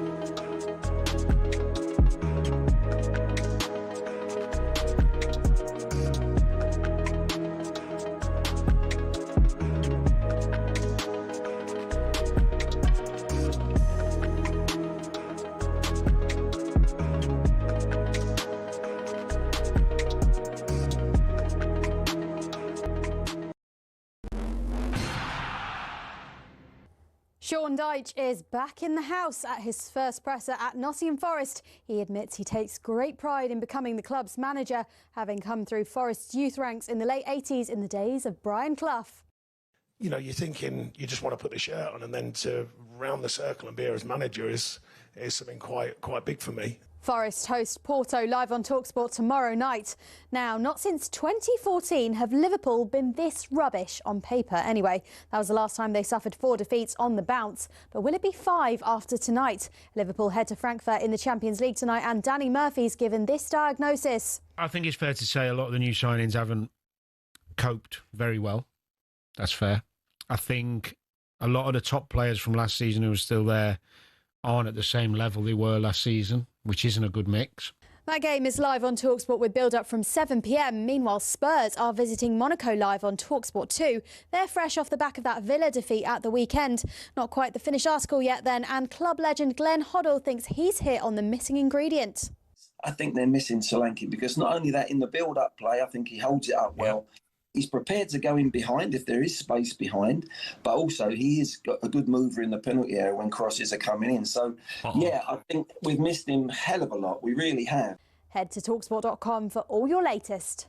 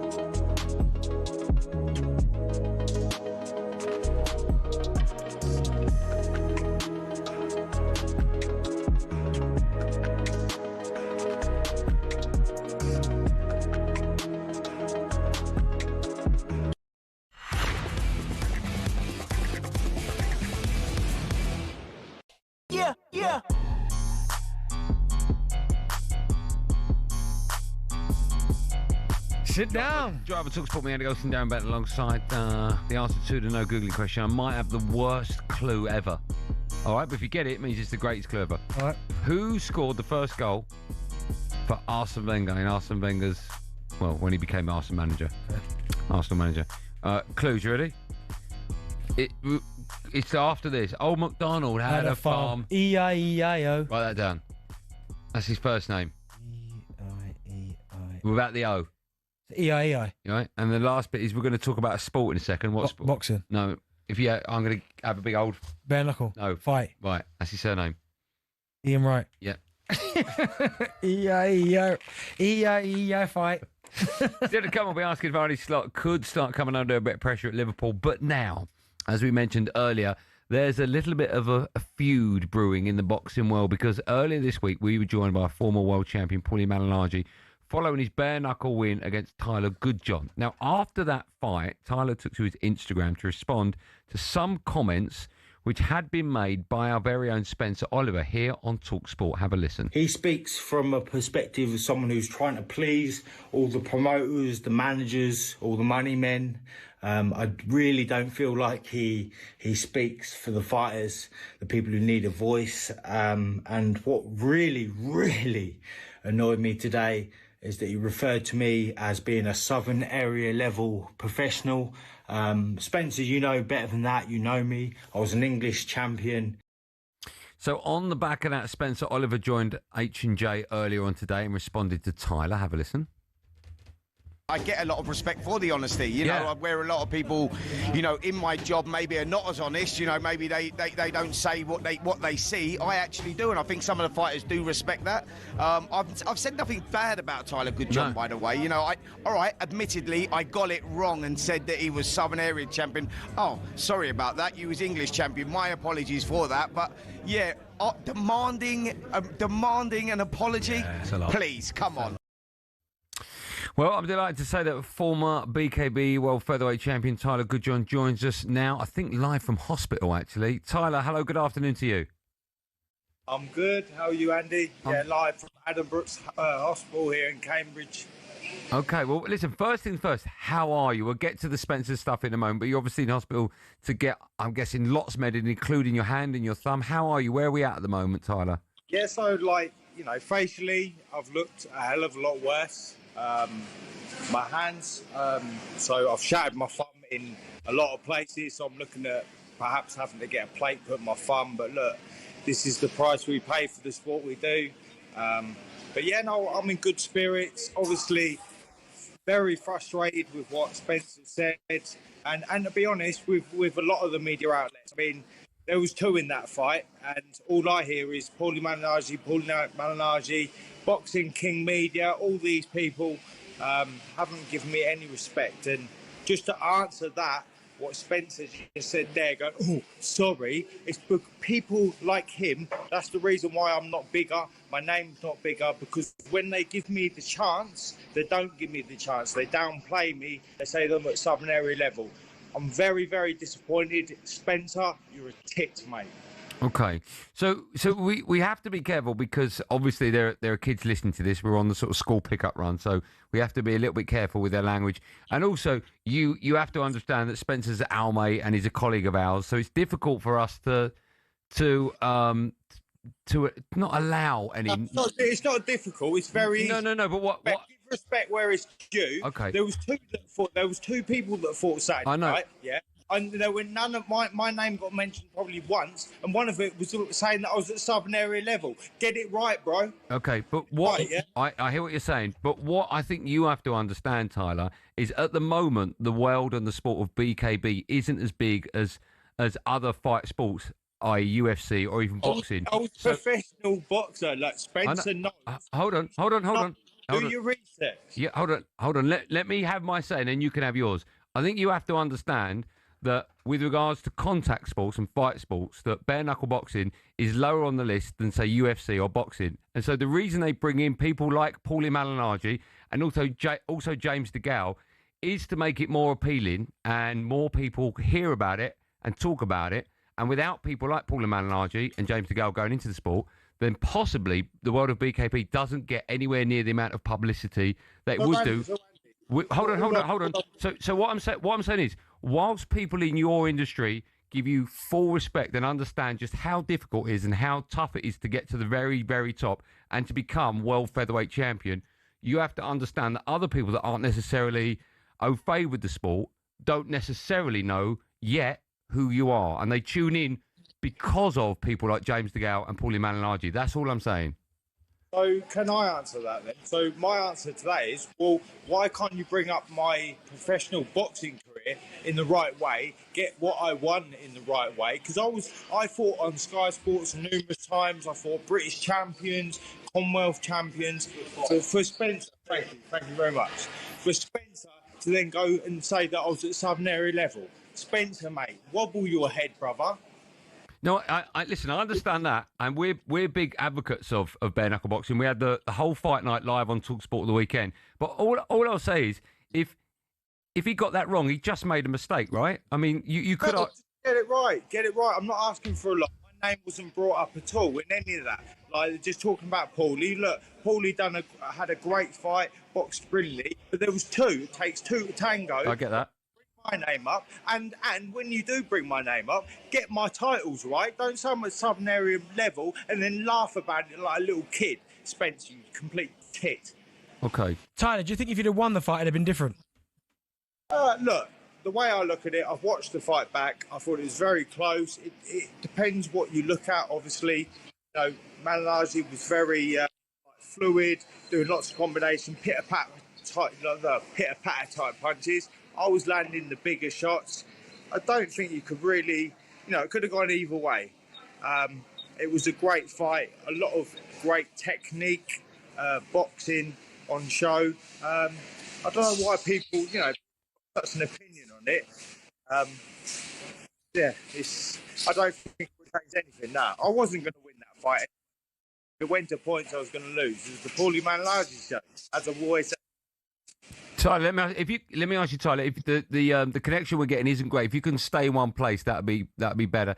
So from your perspective, we're big fans of bare knuckle boxing. I've personally talked about it numerous times. I think it's absolutely gruesome, but I enjoy watching it. What's next for you? Because talkSPORT obviously going to show a lot more of it and commentate a lot more on it. What's next for you? Where do you want your career to go? Well, so they're just saying in the hospital now, there's no way I can fight again with my thumb. My thumb's in pieces. I mean, this was the last dance. I mean, I didn't do it for the money or anything like that. I done it because it was Paulie Malignaggi. Paulie Malignaggi is one of my heroes. What a way to go out. What a way to go out. An incredible night. I've got nothing but good memories. And, now for me, it's time to turn to the coaching. Also be an influencer because, as I've said on numerous videos, I want to be the voice for the person that doesn't have a voice. I'm the fighter that's had to be the B-side his whole life. Do you know what I mean? And I want to be the voice for them people because I know there's a lot. Well, listen, I appreciate you coming on to our show, and if you feel as though you didn't get enough respect, I can only apologise. Spencer's a really lovely guy. He's one of the nice people in the world. So if he's upset you, I apologise. I hope you can bury that between the two of you. Just look, at the end of the day, I've been waiting for my moment to be on TV and on talkSPORT for ages, for years. I've been fighting 24 years. So get it right. Do your research and just get it right. I'm not asking for much. Do you know what I mean? Okay. No, listen, I understand that. And I'm glad you've come on our show to have a little chat. Can we say that you and Spencer maybe could be friends after this? Would that be possible? Maybe. Okay, all right. Well, listen, thank you for coming on. What's next for you? You're still at hospital. What are you waiting on? No, I'm just here. Wanted to get the Wi-Fi so I could do this interview and be with you, Andy. Okay. Well, that's really, really kind of you, and we wish you all the very best. And maybe a stage nearer the future when we have another a fight approaching that's going to be live on talkSPORT. Maybe you'll come into the studio and sit with me and Benty and have a proper chat.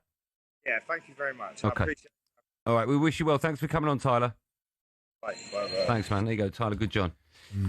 Boss up, Farm. Boss up. Right. Yeah, but I mean, listen, the fact that he can't fight again, that must be just terrible. That's probably part of the reason why he's so angry. Yeah. Because, and I understand it in terms of that. You sometimes get in football where you think, hold on a second, dear, like I did more than you lot are talking about. Do you know what I mean? Like I've put some respect in it a little bit. So I fully understand where he's coming from but I think you made a really good point, and you're 100% spot on when you talk about like people like Paulie Malignaggi and James DeGale are bringing fresh eyes onto the sport, which helps the sport grow. Yeah. Right? So I think that's a positive, but I understand what he means by like, and it seems like a small detail when you're saying about, what was it, South Area champion or something compared to what he was. That is a massive difference. It is a massive difference. Yeah. And that's probably why he's so hurt about it. Because he's like, well, hold on, don't disrespect me like that. I wasn't this, I'm that. But again, we know Spence. He's got no bad bone in his body. No, so he just made a mistake. That was all. Yeah. Yeah, but good to have him. I get it. You've made a very good point that maybe added into the mix. He's frustrated and angry because it's the end of his career. Yeah, and people remember he didn't go him out on a high. He needed basically to knock out Paulie Malignaggi to win that fight, and I understand that as well. Exactly, but no, fair play to him. If he comes in here and has another chat, it'd be good. It's very tough. I might be off that day. I'm a little bit scared of him actually. You be here that day? Yeah, man, of course. Okay. We can't fight, you can sit. But you can't fight. You know what I mean? I bet you can. I bet you can. Right, we'll play that. Benny says you can't fight. Still to come on Drive. We'll find out what Cundy's dating profile says. Oh dear.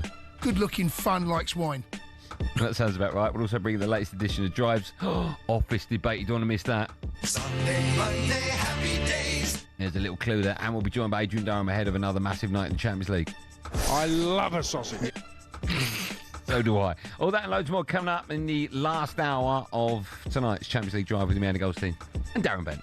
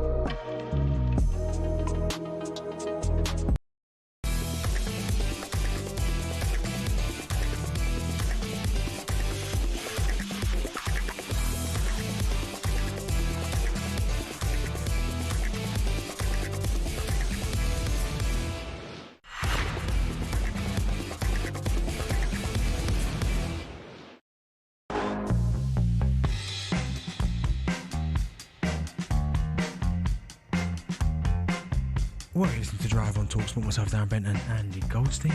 Andy's just putting his headphones in, and he's ready to go. They weren't going in my ears, bizarrely, but they are in now. Still to come, we'll bring you all the team news from tonight's Champions League action. Just quickly, Newcastle's Sandro Tonali signed a contract extension during his betting ban, which means his deal now lasts until 2029. No wonder, because he's been unbelievable for Newcastle, he has. Right, here's the chance to win talkSPORT's biggest cash prize ever. As you play to win up to £100,000 completely tax-free.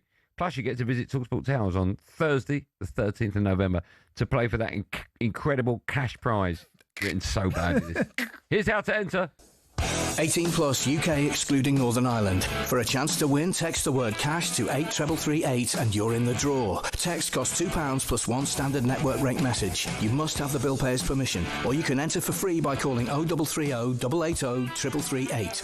All entries must be received by the 6th of November at 4 p.m. This is a talkSPORT limited promotion run on talkSPORT, Talk and Virgin Radio UK stations. Full terms and conditions at talksport.com. Time now for this. Your time with the best talkSPORT friends. We run you through some of the recent live moments from across talkSPORT. To kick things off with the Moose, Ian Abrams. Oh, Moose, you there? Oh, hello. Oh, Moose, I'm just doing your thing now. I'll speak to you after the show. No worries. Thanks, man. The Moose spoke to jockey Harry Cobden on Racing Live over on talkSPORT 2. Here's another hard-hitting question from the Moose. There are some superb horsemen like yourself, like Nick, I'm not going to go names again, who won't then have their names listed like time and time again as champion jockey. He turns up day in and day out, and the reason why he's champion jockey is because he doesn't miss a day. And I turn up at work every day, but I've been on the best journalist in the world. No, I know, but he... Yeah, you know. Is the Moose your favourite journalist? Yes. Is he? When I was playing, he was always cool. I always had good... Cool? I always had good interaction with Moose. Whenever No, listen, I love the Moose. I would never put him down as cool. Yeah, he's cool. All right, fine. What's something you do every day that you can talk about on national radio? Drink coffee. No. What'd you have? Every morning. Espresso. I have to have one. Me too. But any flavoured, like vanilla. Oh, you like that, do you? Spice pumpkin. Bad boy flavour, that. Like that. You just having it because it's the time of year we have that in March. No, it depends on the Nespresso's flavours, limited editions. Coconut's unbelievable. Oh my God, I'm not had that. I need to have that. Yeah. That's a good call. What would your name be if you were a racehorse? The Truth. Interesting question. The Truth Rider. Here comes the Truth Rider in the final furlong now. Yeah. That works. Works, doesn't it? And he lost. And Racing Live returns at 1 p.m. tomorrow afternoon on talkSPORT 2. And the Moose will be at Vicarage Road tonight, reporting on Watford against West Brom. West Brom. What's happened to it? On to last night's sports bar where O'Hara was alongside Cundy. Here's how the first line of Cundy's Hinge bio would read. Good-looking, fun, likes wine. I mean, that pretty much sums me up, doesn't it? Maybe the good-looking bit. I'm not sure about the good-looking my bit. My boy's good looks might have gone. I think you'd do all right, you know. Have a lot of fun. I think you'd do well. I've never struggled, mate. Never struggled. I don't think you have. I've seen old pictures of you, mate. He was a bit of a boy. Can I just? I don't know if Cundy mentioned it in last night's show, but when we used to do sports bar, I'm going back years ago, we made a Hinge profile, or what's the other one? Tinder profile, and it was the outside of his head, so his spab and his hair, or lack of it, and it was my eyes, my nose, and my mouth, and we put it on, and we actually got a hook. Someone wanted to date us. How weird's that? Yuck. If you had a Hinge back in the day, what would your bio be? Legend. What do you think Cundy's like on a first date? Coughs a lot, splutters a lot, doesn't sit still, talks about himself a lot. Do you reckon? Yeah. Wears them silly boots. By the way, did you see those cowboy boots he wore the weekend? Honestly. That was real. The cheek of him. Oh my goodness, what was he thinking of? What's the perfect date night for you? That you can say. Yeah, I can say that. I got on many a date night. Oh, no, but it says the perfect date night. Yeah, I can say that. Oh, go on then. I got on many a date night. Okay, go on, give me the perfect one. All right. Mrs. G there, obviously. Yeah. We go to a very quiet Italian restaurant. Very nice. Right. Lots of space between each table. Don't people sound me, right? Yeah. Nice. Sounds unbelievable. Hold on. Nice place. Dimly lit. Can't stand it when you go to restaurants. There's bright lights, Can't stand all that, right? Nice music in the background. Ambience music. Would you want a bit of Pavarotti or something? That'd be nice. Well, it's a bit cliche. Just something. So I know I can hear there's music, but I don't know what it is. Okay. Bit of Frank Sinatra maybe or something? Yeah, well, I know that is. Okay. So no. And then fresh pasta needs to be made on the... Mate, how long's this answer? Just get on with the perfect... Pinot Noir. Yeah. Left, just so the air gets into it. And then here's the key bit. As I'm chewing the last bit of food, the bill comes over, and I can tap it while I'm eating. So when I finish, I just go. I can't not have that. Can you get the bill? Can I? And you're just sitting there. Can you hurry up? Yeah. That's what I want. And also, here's key, and this happened to me at the weekend, by the way. Condiments. Oh, pardon? Condiments. Okay, yeah. Put them on the table before my food arrives. Yep. I had steak at the weekend. Steak come up like that. Put it on the table. Anything else? Yeah, can I have some ketchup and mustard, please? Yeah, hold on. I've got to sit there for 5 minutes. That's perfect. I know. Go and get it now. Ketchup with steaks, and that's it. That's all. The perfect date. At the restaurant. Okay. Okay. And then afterwards. Don't forget to.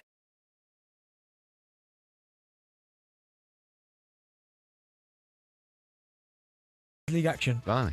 Let's finish with a classic clip from our sister station, talkSPORT Gold. What? We loving it. You dubbed it. You dubbed it. You what? Scared, yeah? Here's Big Alan Brazil complaining that the management at talkSPORT stopped supplying free croissants in the morning. I look forward to my croissants. And there's a fight in that kitchen because we've got Virgin Chilled, Virgin Radio, Talk Radio, Times Radio. They're all, as soon as the croissant man comes in, right, Ernie the baker comes in, whoosh, there's a fight in there. Maybe that's the problem. They don't like fights in the kitchen. But no one's going to fight for a pear and a banana for... Oh, God. You know what's interesting? They get free breakfast. We don't get free dinner, do we? No dinner turns up when we're on air. No. All free breakfast. What's the best and worst thing about talkSPORT Towers? No, the worst thing's down there. The best. What? The best thing. What's the worst thing? The best thing would probably be. I don't know what you're... The atmosphere in the green room. The atmosphere that we've created in terms of playing the darts. Everyone's all in the same. Camaraderie in the office is we love second it. to none. Yeah. How do you avoid being in a bad mood in the morning? I'm very rarely in a bad mood. If I've I'm never honest. seen you in a bad mood. No, I come in, I'm smiling at everyone, I'm happy, shake everyone's hand, say what's up You know to what? people. All jokes aside, you and I and our team never in a bad mood. Right. When was the last time one of us walked in a bad mood? Apart from Jack, who's always miserable. You don't sleep. Only you with a tooth, but that was it. I wasn't in a bad mood. I was just in pain. Yeah, but no, other than that, we've got a good. What about when your finger fell off? Were you in a bad? What? When your finger fell off? I know, in a bad mood. I got on with it. Remember, I told you I had our outfit chopped off, and you laughed in my face, and I sent you the picture. No. I laughed when you said your finger grew back.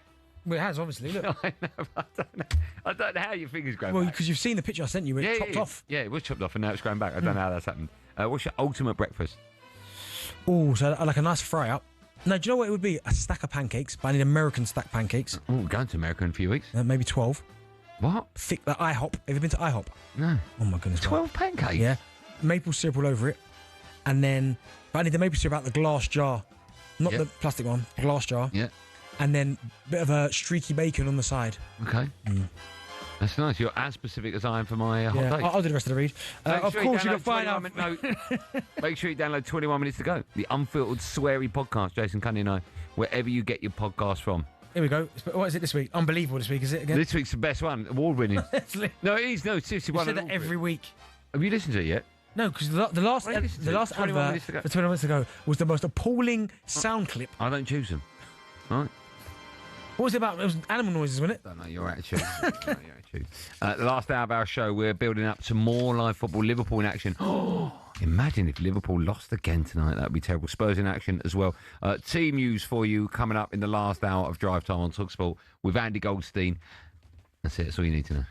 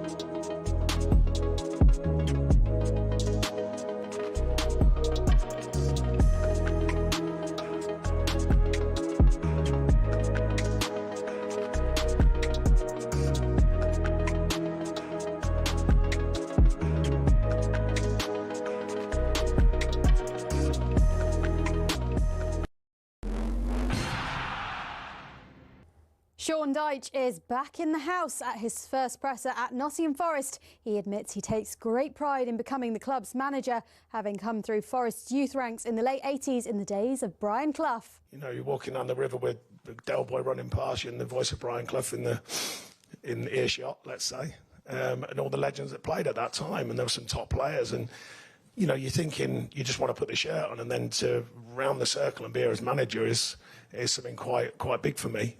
Forest host Porto live on talkSPORT tomorrow night. Now, not since 2014 have Liverpool been this rubbish on paper anyway. That was the last time they suffered 4 defeats on the bounce. But will it be 5 after tonight? Liverpool head to Frankfurt in the Champions League tonight, and Danny Murphy's given this diagnosis. I think it's fair to say a lot of the new signings haven't coped very well. That's fair. I think a lot of the top players from last season who are still there aren't at the same level they were last season, which isn't a good mix. We also asked whether he thought Slot would bench Salah tonight. I've got a feeling he will, yeah. His lack of defensive effort has always been there because he's been given but a the balance license. inside has changed now. Well, it's not the balance, it's the fact that he's not banging in loads of goals the other end to forgive him for that. That game is live on talkSPORT with build-up from 7 p.m. Meanwhile, Spurs are visiting Monaco live on talkSPORT 2. They're fresh off the back of that Villa defeat at the weekend. Not quite the finished article yet then, and club legend Glenn Hoddle thinks he's hit on the missing ingredient. I think they're missing Solanke because not only that, in the build-up play, I think he holds it up well. He's prepared to go in behind if there is space behind, but also he is got a good mover in the penalty area when crosses are coming in. So, yeah, I think we've missed him a hell of a lot. We really have. Elsewhere, we're hearing Aston Villa have opened contract negotiations with Morgan Rogers over a fresh deal. But has Harry Maguire earned a new contract at Old Trafford? Well, Gabby Agbonlahor says the centre-back deserves one and a spot in the England squad. Manchester United, it's a no-brainer. Delete, Yoro, defenders have got available. Harry Maguire is their best defender and he deserves a new deal for sure. Head to talksport.com for all your latest.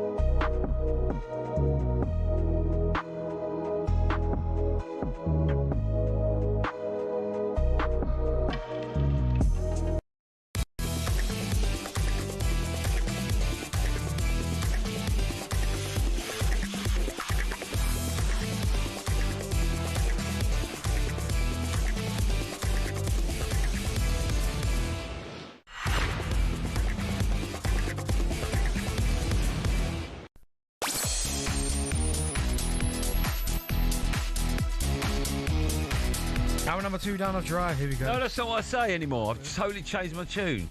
Rude man you are. 120 minutes done and dusted. This is Champions League Drive on talkSPORT with me, Andy Goldstein. Mr. Angry Darren Bent. Are you behind the McSpicy?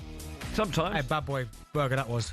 Is that not about anymore? Nah, it's off. It's gone for a little bit. Is it? Do you know what, you should have your... Wait, did you have McDonald's last night? No, I didn't have it. Why not? You said last thing you said to me is we walked off together into the sunset. They weren't last night. It was the night before. No, when was last night? It wasn't because I didn't walk with you last night. Okay, the night before then. So, I was thinking, where's your jingle at? You know, like when it goes, I'm down here, but I'm down. Where's your? You must have said something stupid. That's your little thing, mate. How about later? I told you I'm a pilot. I don't need a jingle. People need to remember who you are. They know who I am. Still to come, we'll bring you the latest edition of Drive's Office Debate. But now, it's time to preview tonight's European football action. Shut up. With our friends at Enterprise Rent-A-Car. European football preview on talkSPORT with Enterprise Rent-A-Car. Whatever it is, we're here for it. Well, the inquest will start. Arne Slot has lost 4 games in a row. If you start to lose a game of football 1, 2, then 3, then 4, you always find the same challenges. Too many players at this minute for Liverpool have not reached the heights of last season. The one question that needs to be asked and answered is why they didn't buy a centre-half. And Galatasaray, who were hammered 5-1 on the opening night of the Champions League, beat Liverpool. And in the meantime, we as a team still have to keep on going. Liverpool have reached an agreement for Hugo Ekitike of Eintracht Frankfurt. I think they've the quality to be the next best team that are not Bayern in the Bundesliga. And a long ball forward into the area, Batshuayi! As a team, they are dangerous. As a manager, you face constantly challenges. Now we've lost 4 times in a row, and that's also a challenge. Oh, it's another big old night of Champions League action across the talkSPORT network. From us at 7, you can hear Frankfurt against Liverpool. What a game that is, as Arne Slot's side look to avoid a 5th straight defeat over on talkSPORT 2. Monaco take on Spurs. Some people call it Monaco, don't they? I've never heard one person. Yeah. No, never. Have you heard that? Monaco. Monaco. Yeah. All the posh people say it. I'm telling you now. You're not posh. I've never heard one person say when Monaco. I'm out with my posh friends and we're on people's yachts, so I'm like, pop over to Monaco. That's how they say it. It's a lie, man. You don't know, it's like the Bernabeu. They let Scooter Frank on the yacht. They actually really Yeah, they do. Yeah, they do. Pacific. Little life. Huh? In the Pacific. See ya. How's Ghost getting on? Is he all right? He's right, mate. Yeah, he's there looking down on us. Is he? Yeah. Not looking down on you. You wouldn't let him in. And of course, Chelsea take on Ajax. Let's hear from Arne Slot speaking ahead of tonight's game against Frankfurt. He said that there's no need to panic just yet. The life of a football manager is ongoing challenge. If you win games, you want to keep winning. If you lose games, you want to start winning again. So do we lose confidence? I cannot see it, because every single game we've lost, we were able to create in the second half unbelievable amount of chances. It seems insane that the conversation we're just about to have, it seems insane. If you'd have asked me about a month ago if we were going to talk about the fact, could Liverpool avoid a 5th straight defeat? Even if it was 5 games without a win, I'd go, that's a bit weird. But to lose 4 games on the bounce and now be away at Frankfurt, right? And don't matter how easy a game of football is, will you go into it on the back of 4 straight defeats? Every game's difficult, right? Let me just tell you some of the fixtures they've got. Frankfurt is their game, obviously, tonight. Away at Brentford at the weekend. Then they've got Palace in the EFL Cup. Villa at home in the Premier League. Real Madrid. Then Liverpool, City. Sorry, then Man City play Liverpool, right? That will be 10 games, those 10. There's no way Liverpool won't get wins in those 10, is there? There's no way. No, I can't see it. And again, it's just... And we go back to it. I remember saying that Arne Slot's going to have to make big decisions and leave big players out if they're not working. And that's something they're going to have to do, because you look at what they've had to do so far this season. And if Liverpool fans are brutally honest, they haven't been at their absolute best. You go back to certain games they played this season, right? And you go to Bournemouth 4-2. 2-0 up, 2-2, and then obviously scored 2 at the end. Beating Newcastle, very last kick of the game, pretty much 3-2. Won the strike against Arsenal. The last minute winner against Burnley. It can't keep, at some point, that just can't keep happening. It's going to catch up with you at one point now. I'm not saying that they didn't deserve to win those games, because I think when you're... What could you say? That's your chair. Hold on. It's your chair. Yeah.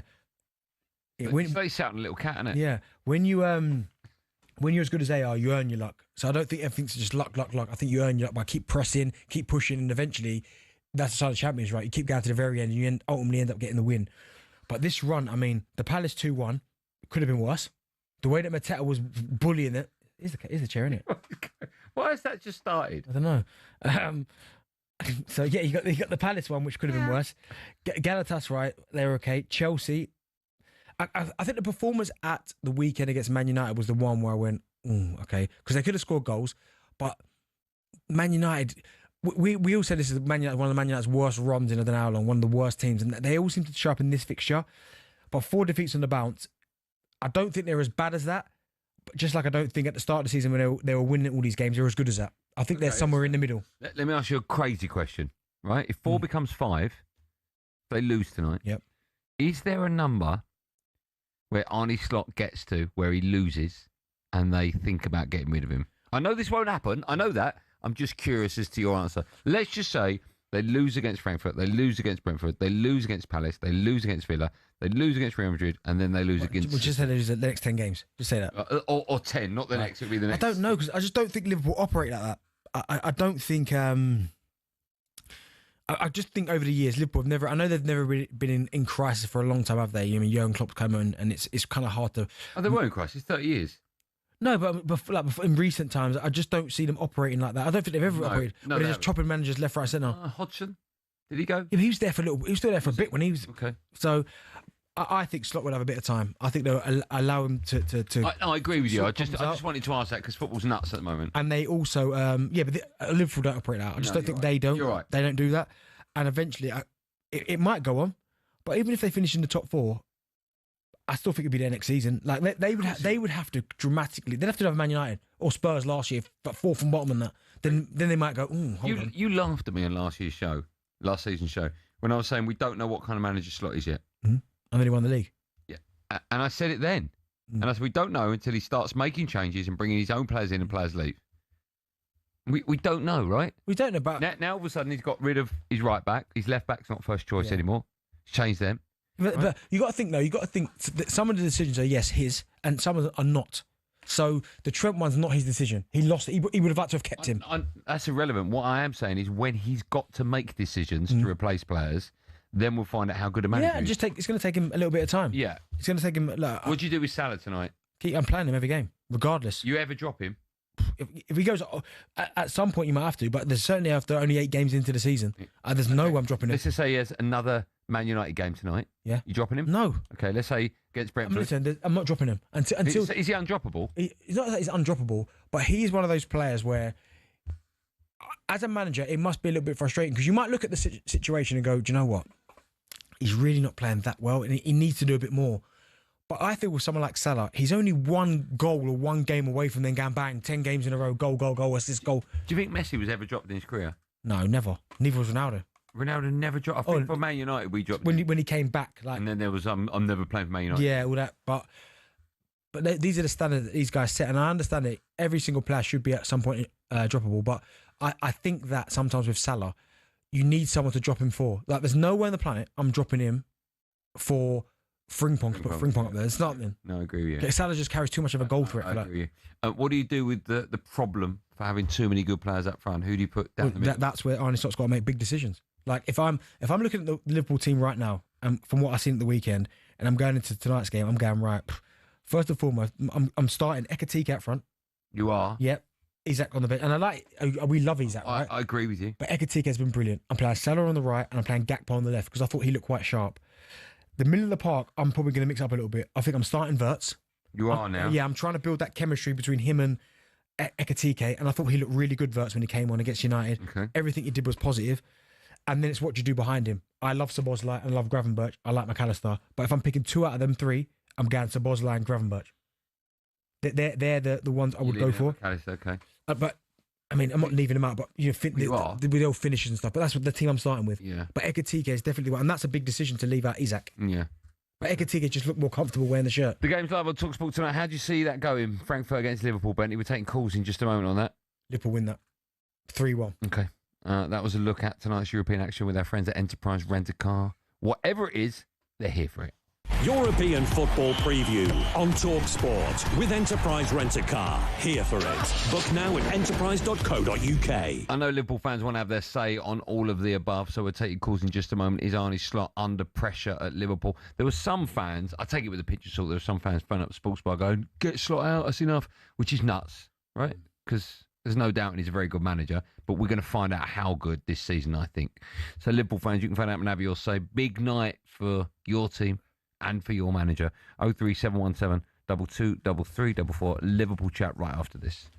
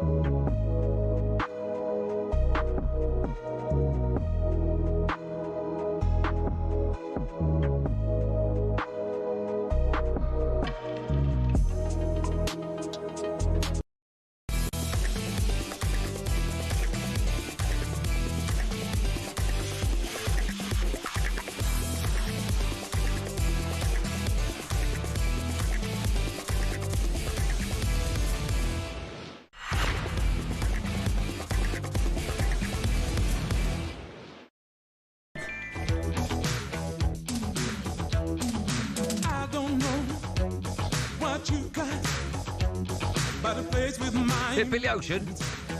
Ah, you like that? Like Billy Ocean? Yeah. 3 Billy Ocean songs. Caribbean Queen. Yeah. European Queen.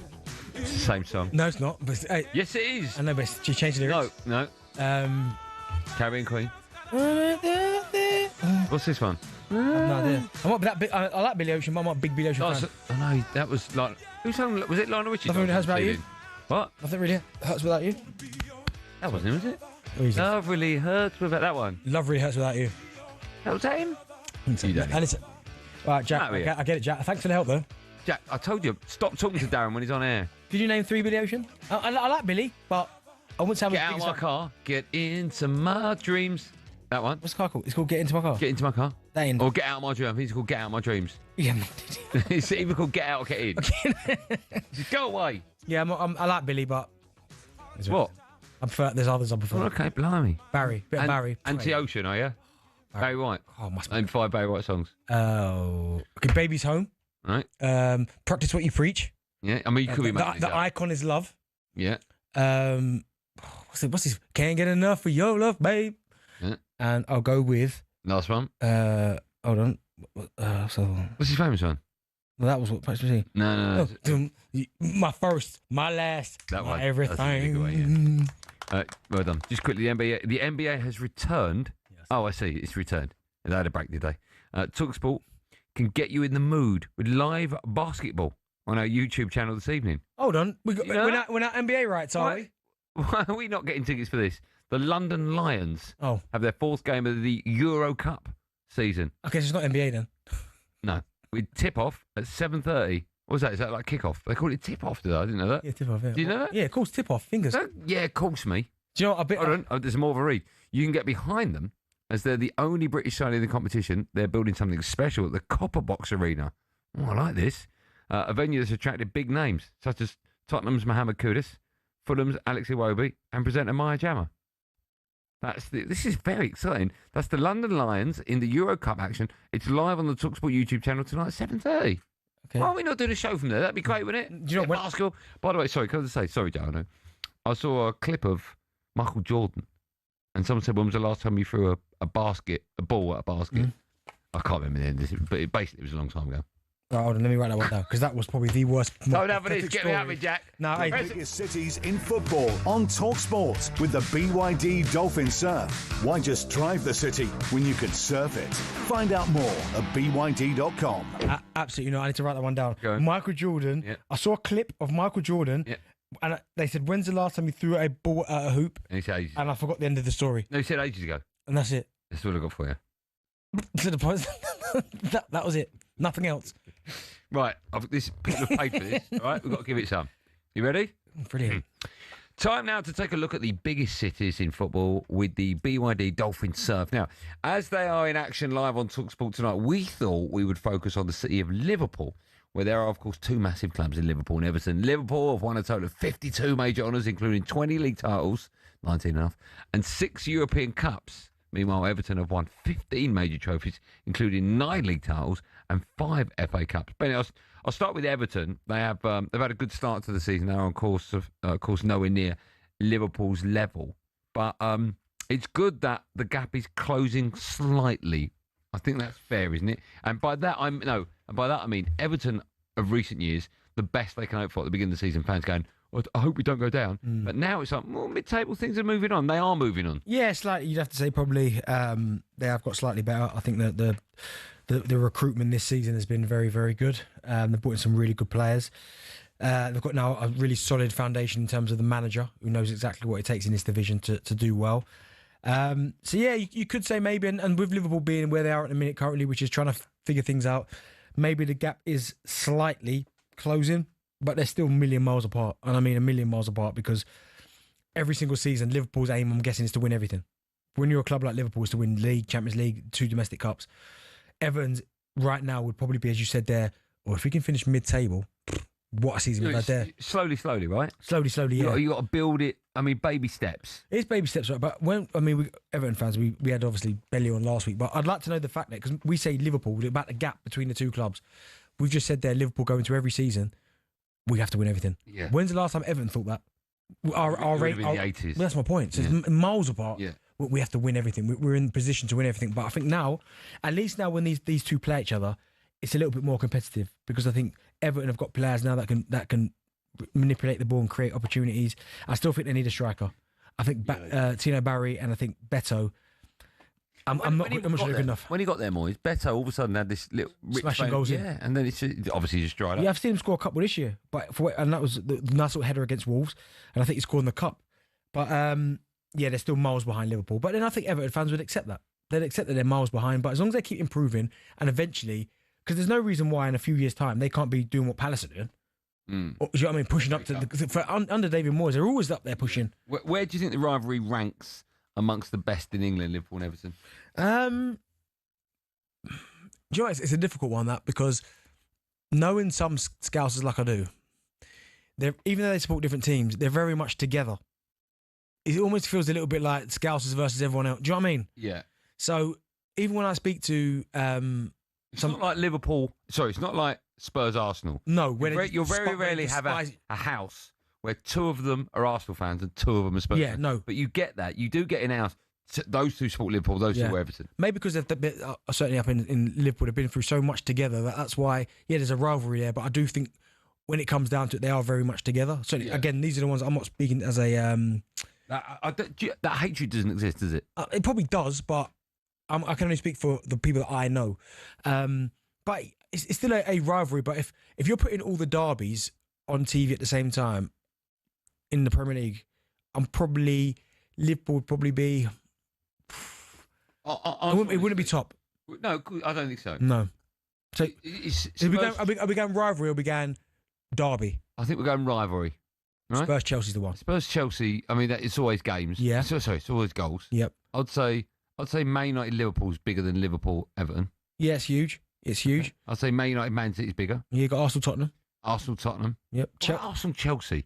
Yeah, that's a big one. But I know it is, but when I was at Tottenham, some of the players in the dressing room, I always felt there was more hatred towards Chelsea. Like the Arsenal game, it was big. Yeah. But the Chelsea derby was just it felt different. Like it just felt something different. It is one point. What do you think is a bigger game for West Ham? West Ham Spurs or West Ham Arsenal?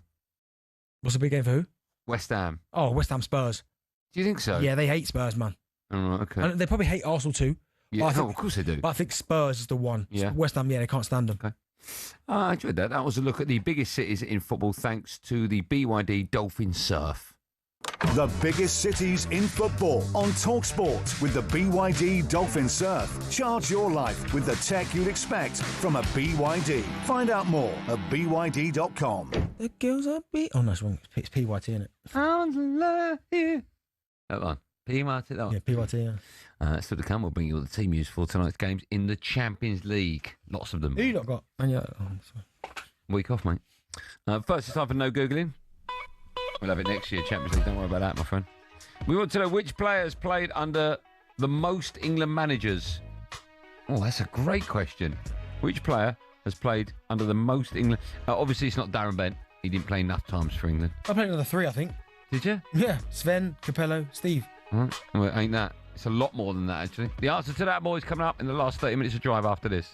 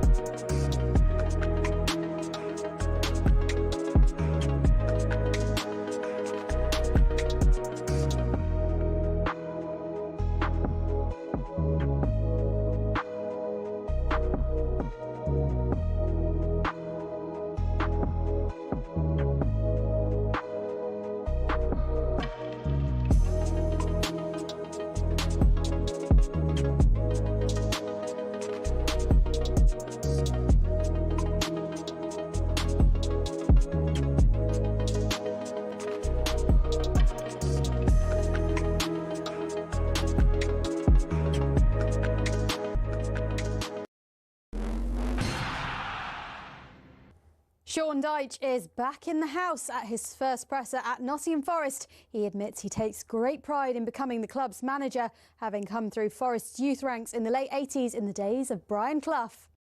You know, you're thinking you just want to put the shirt on, and then to round the circle and be here as manager is something quite big for me. Forest host Porto live on talkSPORT tomorrow night.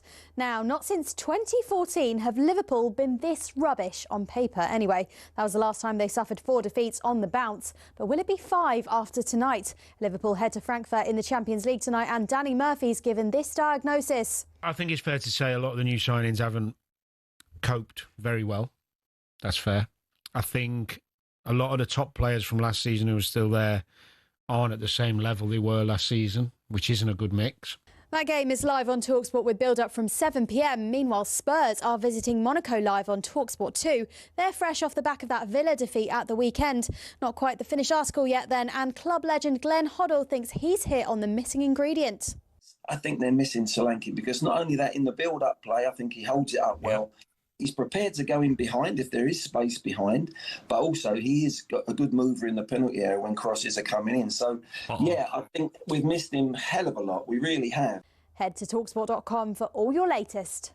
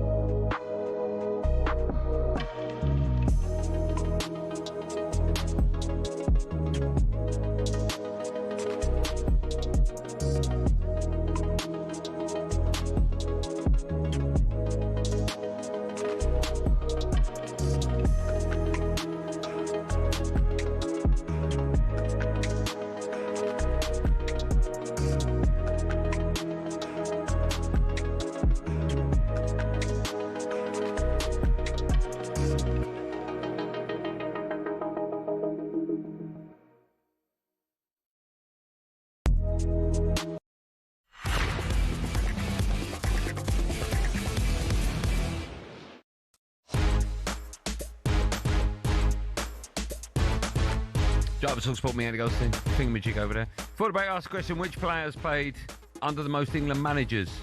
I'll give you a clue. There's 8 England managers. I'll give you a clue to his name. You ready? First name is what you have on the top of your house to stop. Chimneys? Roof. Yeah. The roof. But what? Don't just write roof down. You have on top of your house. You have a roof. Okay, that's his first name. And the surname is you have. If I asked you to hold something and take it with you, you'd be carrying it. Right, but not carrying it, but just the first bit. Carry. That's it. That's his name. A roof carry. Gareth Barry. Yes, mate. Getting pretty good at this, aren't you? 8 England managers. I'll give you £1,000. You name them all. All right. Let's go back to let's go. Brilliant. Well done. Glenn Hoddle. No, it's the end of that. No, keep going. No, you got it wrong. No, give me one more guess. Okay, go on. Sven. Yeah. Steve McLaren. 2. Fabio. 3. Not Venables. No, so you got it wrong again. Yeah. Kevin Keegan. Yeah. Howard Wilkinson. Peter Taylor. Sven. Steve McLaren. Ferro Capello. Stuart Pearce. And Roy Hodgson. Go on, so you owe me £1,000. Go on, GB. You owe me £1,000. From us at 7, the Go Adrian Durham hosts another massive night of Champions League action here on talkSPORT. You can hear Frankfurt against Liverpool's only slot side look to avoid a 5th defeat. Straight defeat as well. Whilst over on talkSPORT 2, Monaco take on Spurs. Plus, honestly, stop saying that. We will, of course, keep you updated with Chelsea against Ajax. And would you believe it, Adrian Durham, the GOAT, joins us now live to look ahead to all of the above, giggling away. Adrian, good evening. Monaco. Who says Monaco? Honestly, he tried to say that he knows people that call it Monaco. Posh people, mate. Not people you mix with, posh people. But that's not you. No, but I'm saying, I said earlier in the show, I said Monaco, or as some posh people call it, Monaco. That's what I said. Not me. I'm common. It's hilarious, mate. Honestly, that's it's the funniest thing you've ever said on talkSPORT. And I've said a lot of funny things.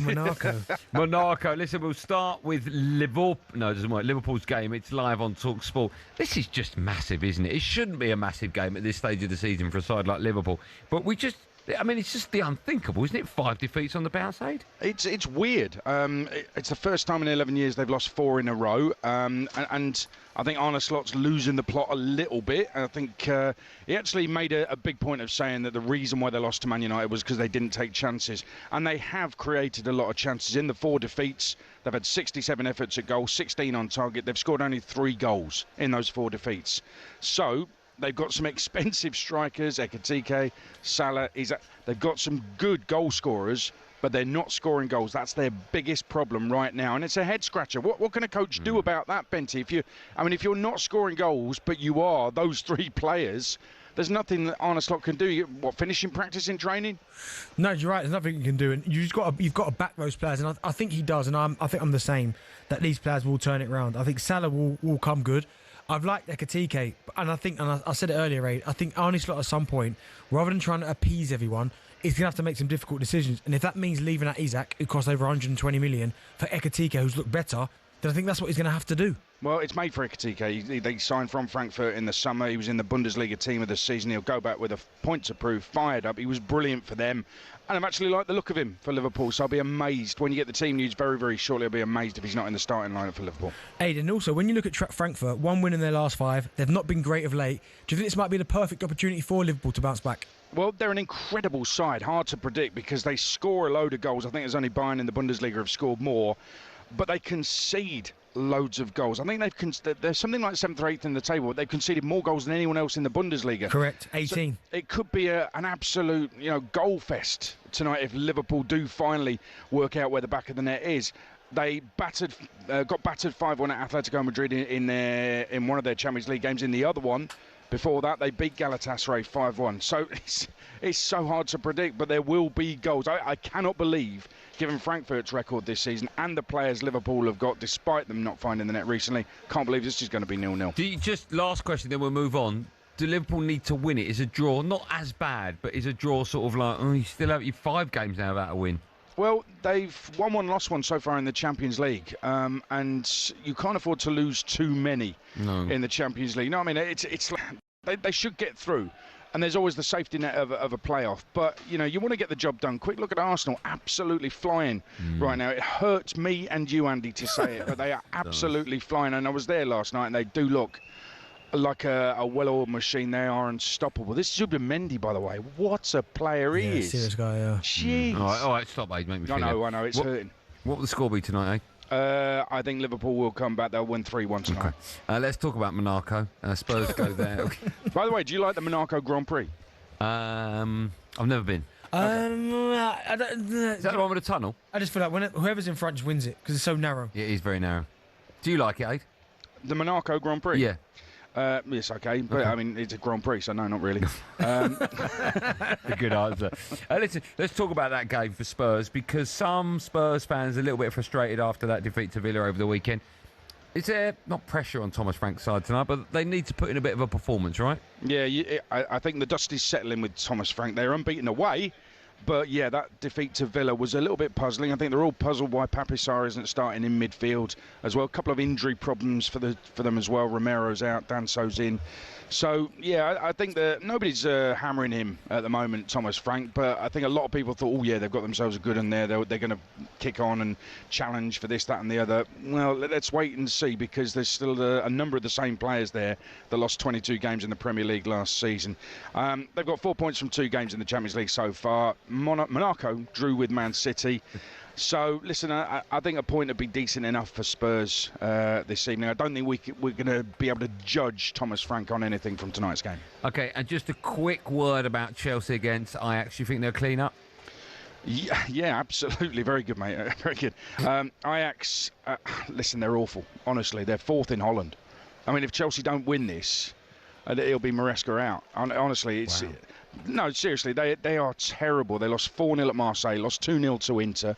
They blew a title they already had in the bag. PSV was saying, well, we've just got to secure second place, and they ended up winning the title. Ajax have gone. They've just completely gone, so Chelsea should absolutely do them tonight. Hey, love you. Keep up the good work. See you soon. Cheers, Monarco. Cheers, Aid. Team news coming up in just a moment, but first it's time for this. What's the best superpower? Are there more screens or windows in the world? How long would it take to drink all the water in the world? Would you rather have 4 arms or 4 legs? What's the best pint? How many ants could win a fight against a man? The Office Debate on Drive. Yeah, we love this. Only a couple of minutes long. Time now for Drive's Office Debate, where every Wednesday Bentley and I discuss the big topics that have been debated here at talkSPORT Towers over the last few days. It's a simple one, but it's a great one. I mean, it's a great one.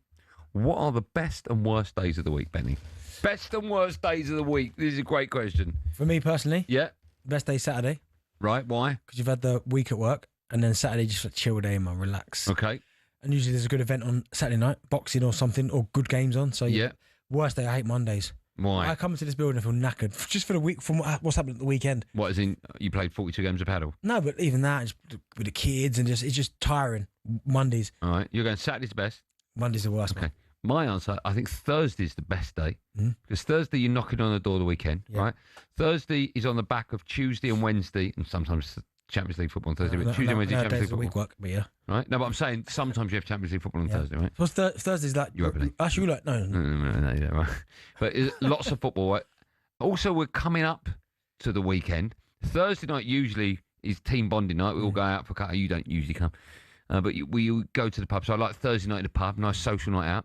And then, of course, you've still got Friday, Saturday and Sunday to come. So Thursday's an unbelievable day. Nice. The worst day of the week, genuinely, I don't have one. It's not a bad day of the week for me. I'm very lucky that Monday to Friday we come in and we supposedly work. That's the word. We play a lot of darts with the great people in the office. I don't have a bad day. Sunday night, I love Sunday. Usually I'm playing golf or I'm going to have a roast or see family or friends. Sunday's great. Don't have a bad day. I'm very lucky. Don't have a bad day. So I don't have an answer to that. You have a bad day. I don't have a bad day. Let's speak to Chris, who can give us the definitive answer. He had no idea what we were going to talk about, but did call us. Hello, Chris. Hello, guys. How are we? Thanks for blind calling. Very honest. No, yeah. It's very honest. I was available, so I thought, yeah, let's do it. That's why we wanted people like you to come on. So it's a simple question. What are the best and worst days of the week? I've said, you probably heard, Thursday's the best. There is no bad day. Yeah. Benty loves a bit of Saturday. Hates Monday. Hates a bit of Monday. Firstly, what are your best and worst days, Chris? So I think I'll go with the worst day. I think the worst day is a Wednesday, because you get, you're a couple of days into the working week, you're a bit tired, and you've still got a bit of a slog to go.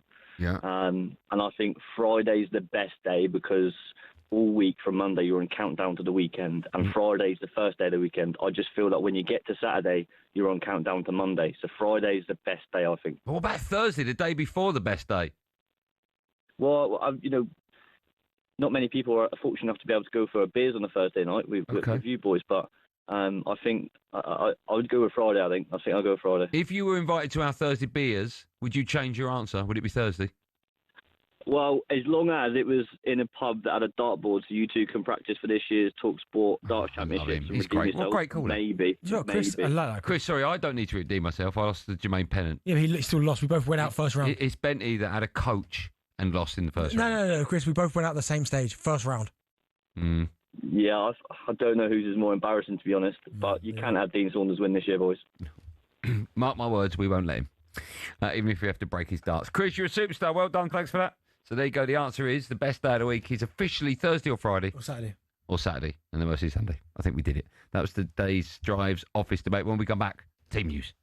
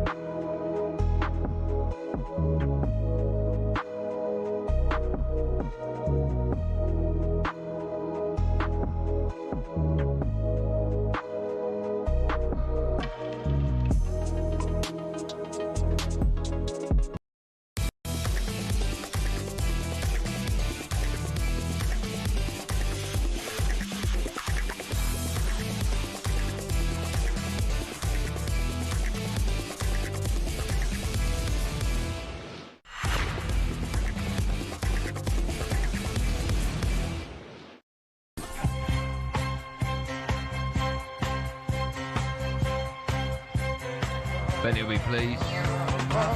First, my last. My everything is drive time. And we are your everything today. Certainly when it's Champions League drive time on talkSPORT. It's me, Andy Goldstein Darren Bent.